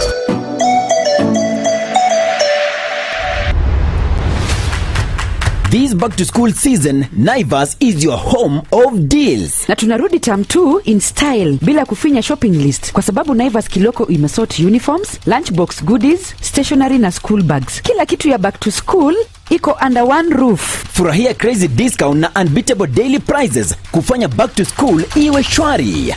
Naivas, kijaze kikapu kibonge, always saving your money every day.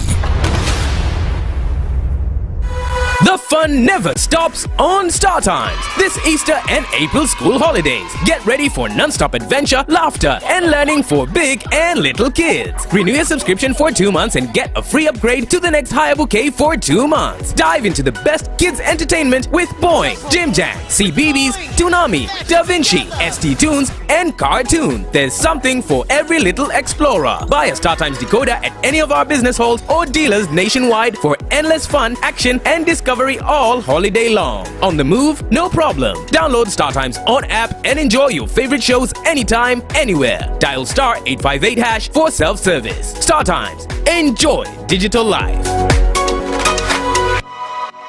Mature, intelligent talk every morning. Spice up yourself.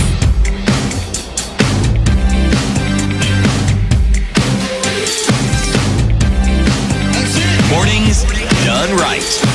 94.4 Spice. Jimmy Wanjik is here with us this morning, and we've been having conversations around, okay, so one of the things that shackle us, we ask questions in terms of, so how are we going to be able to break free and get to the point whereby economic development, at least the beginnings of it, is starting to be achieved. And then on the road, we're on the road, whether we want to admit it or not, Jimmy, we're on the road to 2027. Folks are already campaigning. Everybody's already saying who and their uncle is running for president. We're already hearing this. And then we're asking the question, so how are we going to get to the solution? And we're saying drain the swamp, essentially. Anybody who's touched or is even in the room, was a fly on the wall when these conversations were being had, has no business being in the new government. They will not change anything. Before Jimmy answers that, let me answer the question that was asked. The Chinese have said yes, they are reviewing the MOU on the issues of our loans. It is reported. Yes. Continue. Yeah. Okay. Yes, it is reported that is what they're saying. Yeah. They'll get back to us in 2 weeks. So the Chinese have not actually issued. Okay, this state visit. Yes. So do what you are talking about are so-called the private investors who are saying, who he talked to, who are saying they're coming to invest. Yes. Like that chicken farm you're talking about. Yeah. Now, poultry farm sounds a little bit nicer. Poultry farm. It sounds a bit more professional. Now, I want you to understand the tragedy, right? And what I'm talking about, extraction and exploitation. So China is a huge market for eggs. They eat 300 million eggs per day. What? Yes. Okay. 300 million eggs per day. Now, instead of the government using that information to come and encourage Kenyans to set up with that information and make sure, right? Because I can assure you 3.6 billion shillings, if interest rates were not as high as they were, as here we could form a company and go and borrow at 5%. Yes, now. Right? Yes. And do that and try and find a way of our poultry farm being the supply of that 300 million. If we can do it. It is very difficult to get those numbers out of Kenya, but you can start trying. But you can start somewhere. Right? Is anybody telling you that? No, please. No, the same company is telling you, let foreigners come and do it. Because they don't want to see you. And you give them the land. You don't want to see you be the one who does it. So because then you're in competition with them. So explain slowly. So essentially what we are saying here, Jimmy, is you go, you have a conversation with these foreign investors, because there were several foreign investment meetings that the president had in that state visit. So you have a conversation, because I think the name was given, I need to find that, but the name was given as to who would invest this 3.6 billion. So they come here, they set up a poultry farm. Everything having to do with the bird leaves Kenya. So of very little value then is that to Kenya, say for maybe if you give, people around the area a job or two or things like that. But the majority of this investment, the profits of it, leave the country. Yes, exactly, because it's the investment. Where have you had an investment conference where the Kenya government is encouraging farmers to do poultry farming to export to China? Right?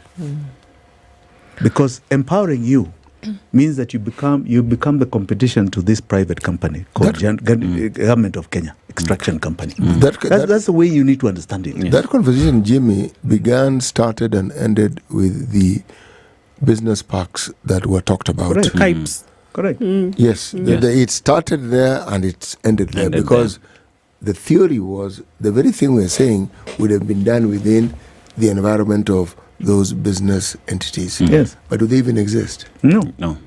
Yeah, so. 10 years ago, 2024, there was 2014, yes, a year after Uhuru got to power, there was a very big template that was created by the Ministry of Energy, about 5,000 megawatts. Do you remember that? Yes, there was a lot of hoo-ha about it. A lot of hoo-ha about private investment in power plants. They went for bidding for 2,000 megawatts. Right? And the view, if you remember, was they were saying they are going to cut the cost from 18 US cents to 9 US cents. Right?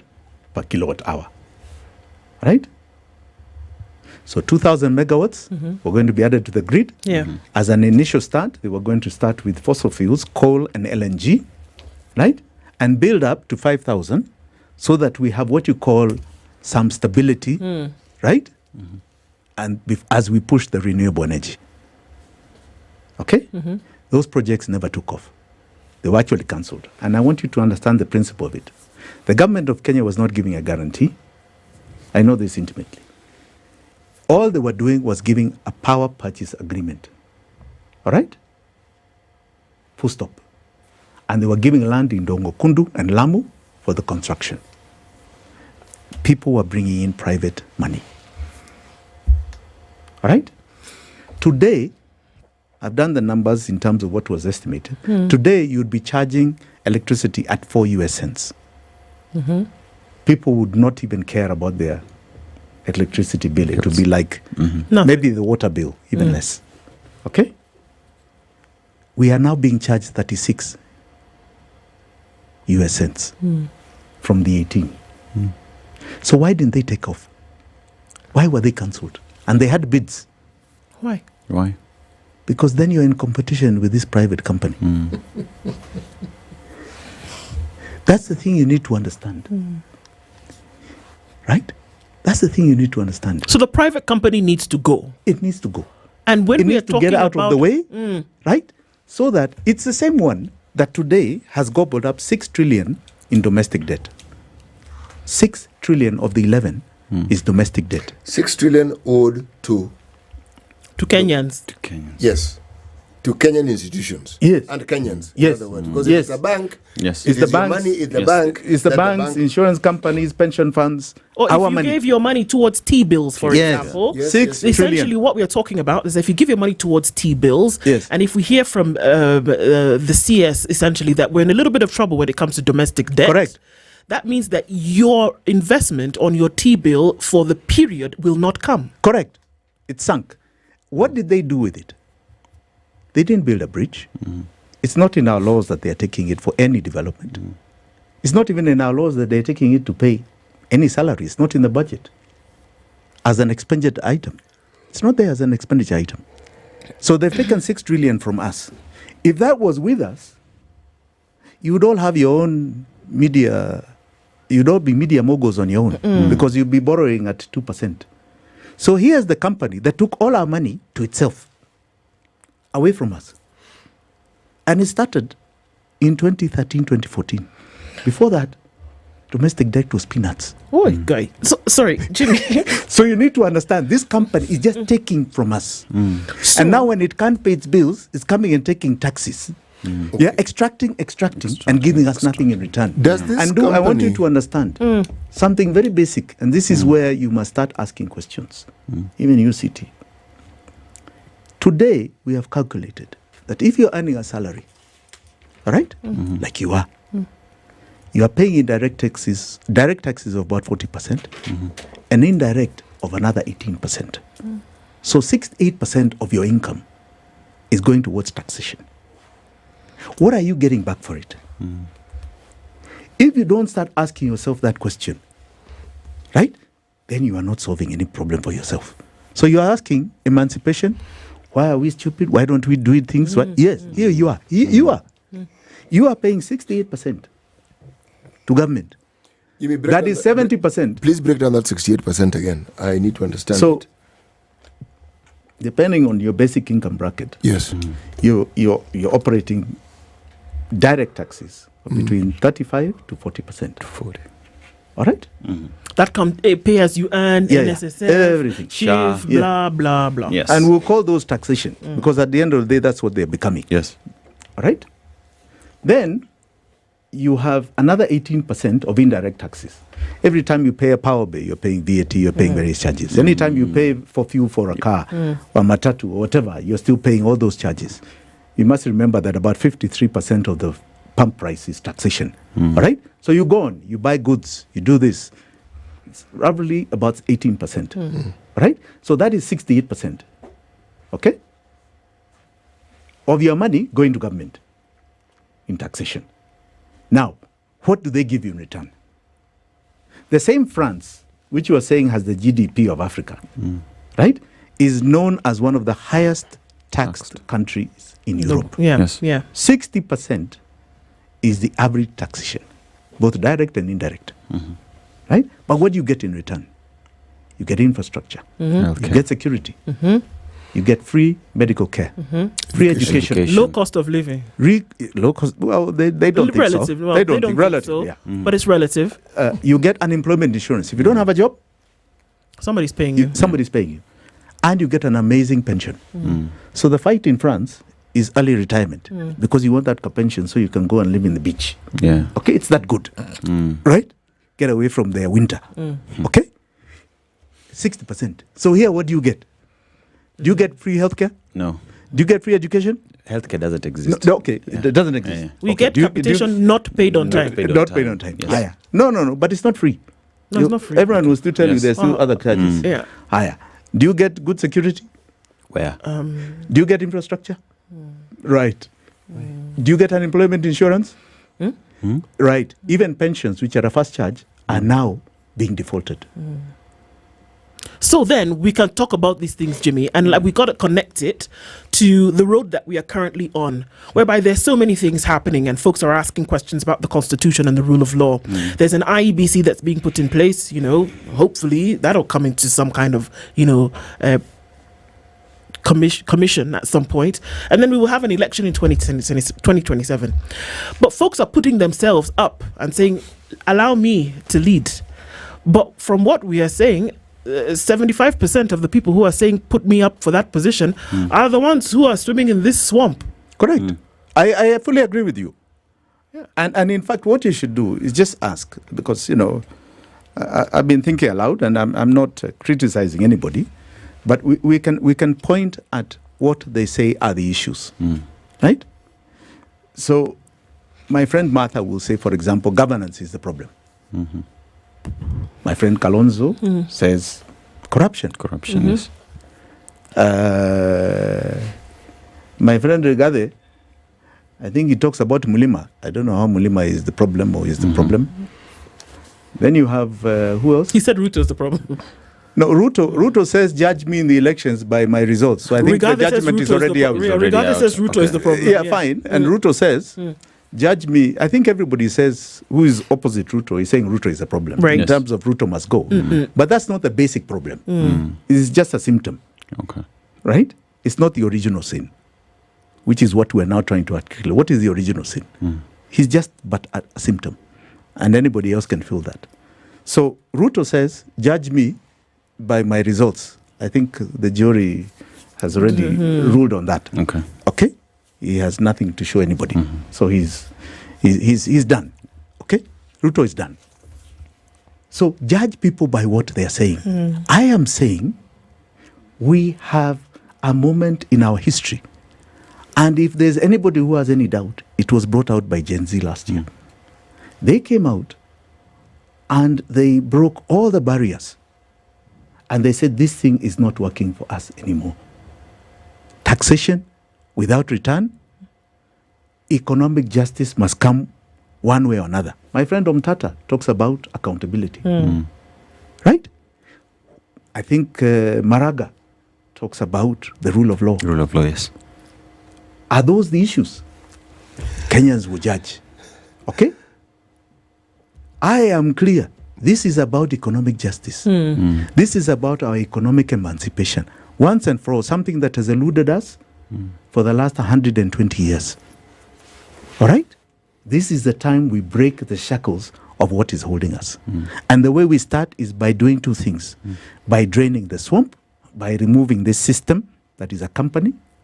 And number two, cutting its umbilical cord to us, which is debt. You cut that thing today, right?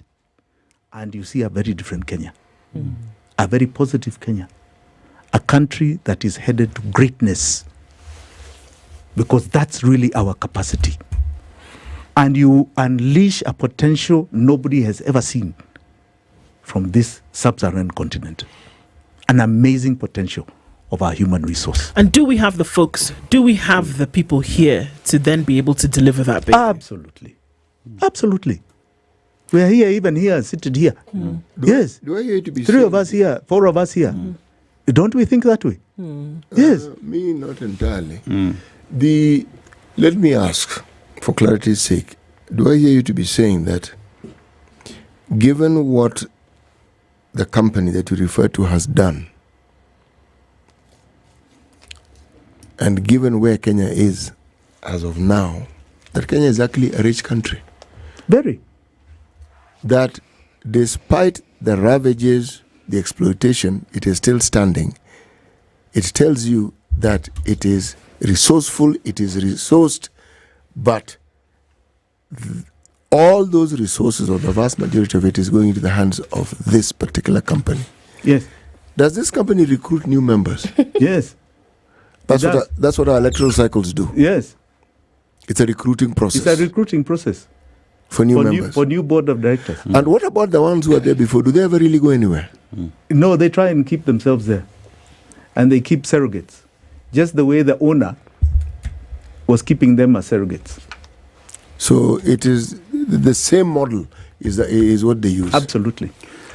You see, City, one would say, as we get into the elections, the most important aspect of it all is to drain the swamp. Fine, we drain the swamp. But then again, for those who have continued to champion this ideology of stealing from the people, as well, action must be taken. Perhaps it's about time that heads started rolling and people went in jail. I mean, South Korea is doing it. Many other countries are doing it. Should that be the direction we take as well? I think that is our law. If you've broken the law, you should face justice. There's no doubt about it. For some reason, that doesn't no doubt seem about to happen. it. There's no doubt about it. But did the Mzungu face justice? Were we not told to forgive and forget? Yes, yes. Or forgive and don't forget? So where did it begin?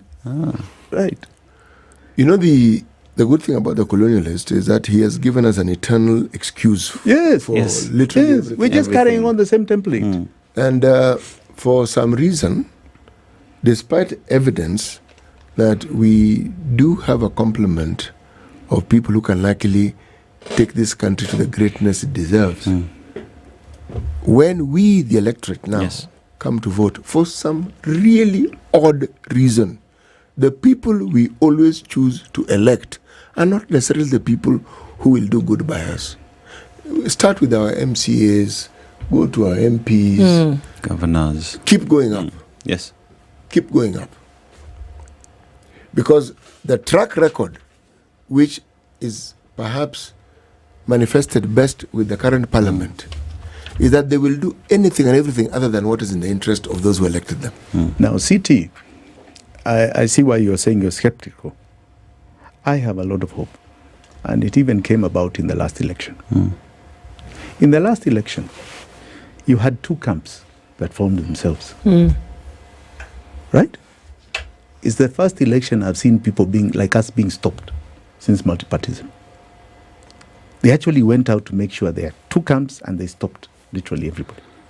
It was shocking. No, we saw but it. We saw it because we saw people being eliminated in that process. Yes, for and no it's never apparent happened reason. before. Yes. Never happened before. But where was the largest voter? Stayed at home. Stayed at home. 8 million stayed at home. They did not believe there was a choice.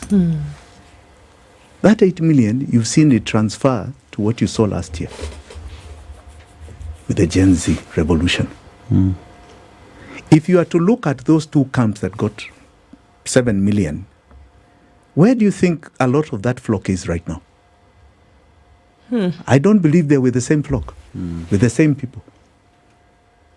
Some have so you're fallen going to along find the this way. 8 million has grown, even just out of the figures of 2022, to a phenomenal number that are looking for a different way than the way that was structured in 2022. And a lot of these people you're seeing today were in either one of those camps. All right? I did not vote. I was one of those that stayed at home. Okay? I can assure you, with new voter registration, with that 8 million, plus the ones that are already disenchanted, whether in UDA or Azimio, I can assure you that 8 million is a very huge group.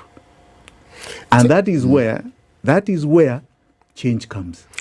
And it's a very informed group. In fact, and they want to change this game. They don't want those old politics. The legacy politicians, the legacy games, they are not interested. They want a new order, right? They want to know what they're actually getting from a government, what they're getting for existing.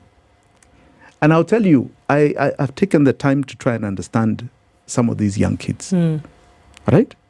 I've been paying some attention to them, listening to them. And I asked at one point, not too long ago, what puts you guys together? You're the young voter that is going to be 65% of the election, 65 minimum. What has put you together? And one young lady who was in university stood up and said, and asked a group, who were quite a number, asked them, how many of you went to boarding school at age 6? And they all put up their hands, but one lady who said that she went at when she was 9 years old. Okay. So they went to primary school, boarding. They went to high school, boarding. So she asked, who brought us up? Our teachers and fellow students. Did you like your teachers? Everybody said no. The most was, we liked one teacher. At best. All right. Did you have hardship? Yes. This lady even showed her hand. I even tried to commit suicide. She's now in the university. Who saved you? My fellow students. Did you know class? No. Did you know religion? No. Did you know tribe? No. You knew hardship and camaraderie. And somebody else stood up and asked and said, and then after all this hardship, where we have been expelled by our parents, literally thrown out, we are told the light will come when we have finished school. And when we come out of 10 of us, only 3 are getting jobs. So this is all a con. Okay? After all this hardship, it's all a con. Now, that is a group you're saying, CT, are going to go back to what?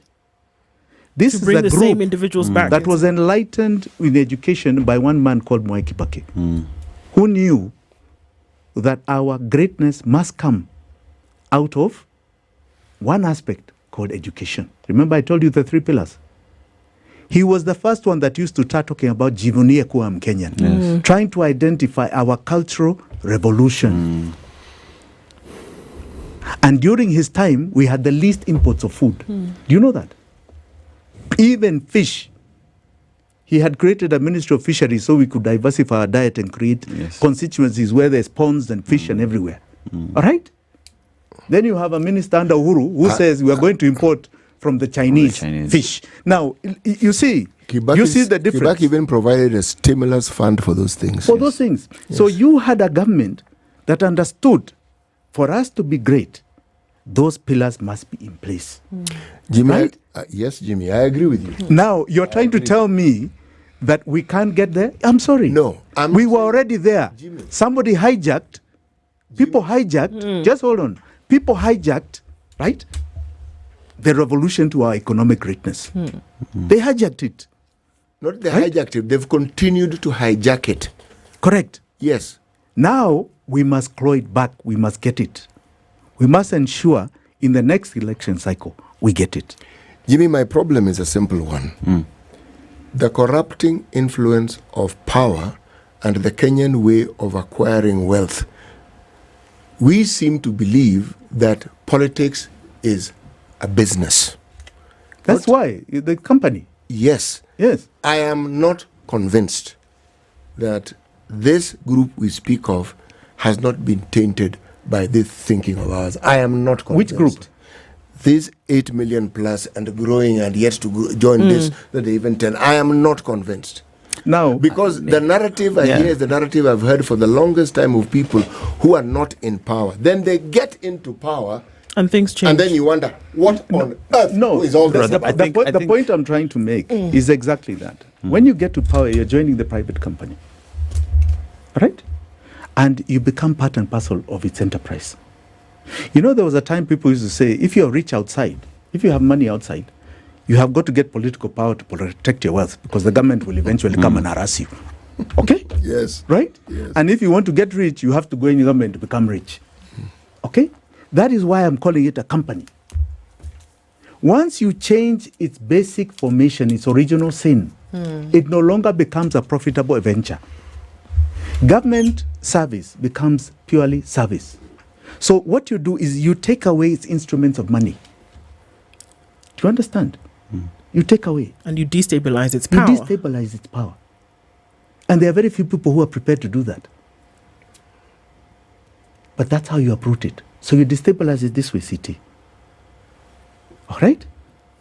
You change the economic model. It's now about supply-side economics, not demand, which is government-driven. It is private sector-driven. What Reagan did after Carter. That's where you saw the growth of Apple. Absolutely. Yes. And many more private and Silicon Valley. Yeah. All right? So you change the template. It is no longer government being the driver. Okay. You make sure. I told you if we are saving 1.9 trillion, government will stick to its core basis. Why does it then need to collect tax to that extent? Unless it's revolutionizing. You can literally say VAT, we're going to make it 5%. Right? So instead of 400 billion, you collect less. Yes. Right? And you still stimulate. Private enterprise you can even become the Exim. No, it is not. You can even create an Exim Bank of Kenya. Right? And loan our neighbors and make sure that it's our contractors doing that work. But you remove, right, government of Kenya as a company. Why is it still supplying power? Why? Why is it taking our domestic money from our banks? And this is the thing, out. Jimmy. Once you remove it, right, the private sector will be where you go and make money, not the government. And that's the point. I disagree. Well, maybe that's a good point to disagree on. And our time. Why do you disagree? I wish CT would have disagreed a little bit earlier. Then we would have been able to have an opportunity to get into that. I tried. But our time actually has come to an end. And, you know, that we get into these conversations, I think is vital for us to have that. And that reality then dawns on us. And Jimmy, we have to thank you for being here this morning and opening eyes to such realities and start to have different conversations. Perhaps that disagreement can come in a further conversation that we will definitely have with Jimmy in the future. Yes? Say yes. Yes. Yes. Very good. Thank you so much, Jimmy, for being here this morning. Asante sana. I appreciate it. We continue to do more. Good morning, everybody. Karibu and welcome to Monday. already. It's 1 minute past 10.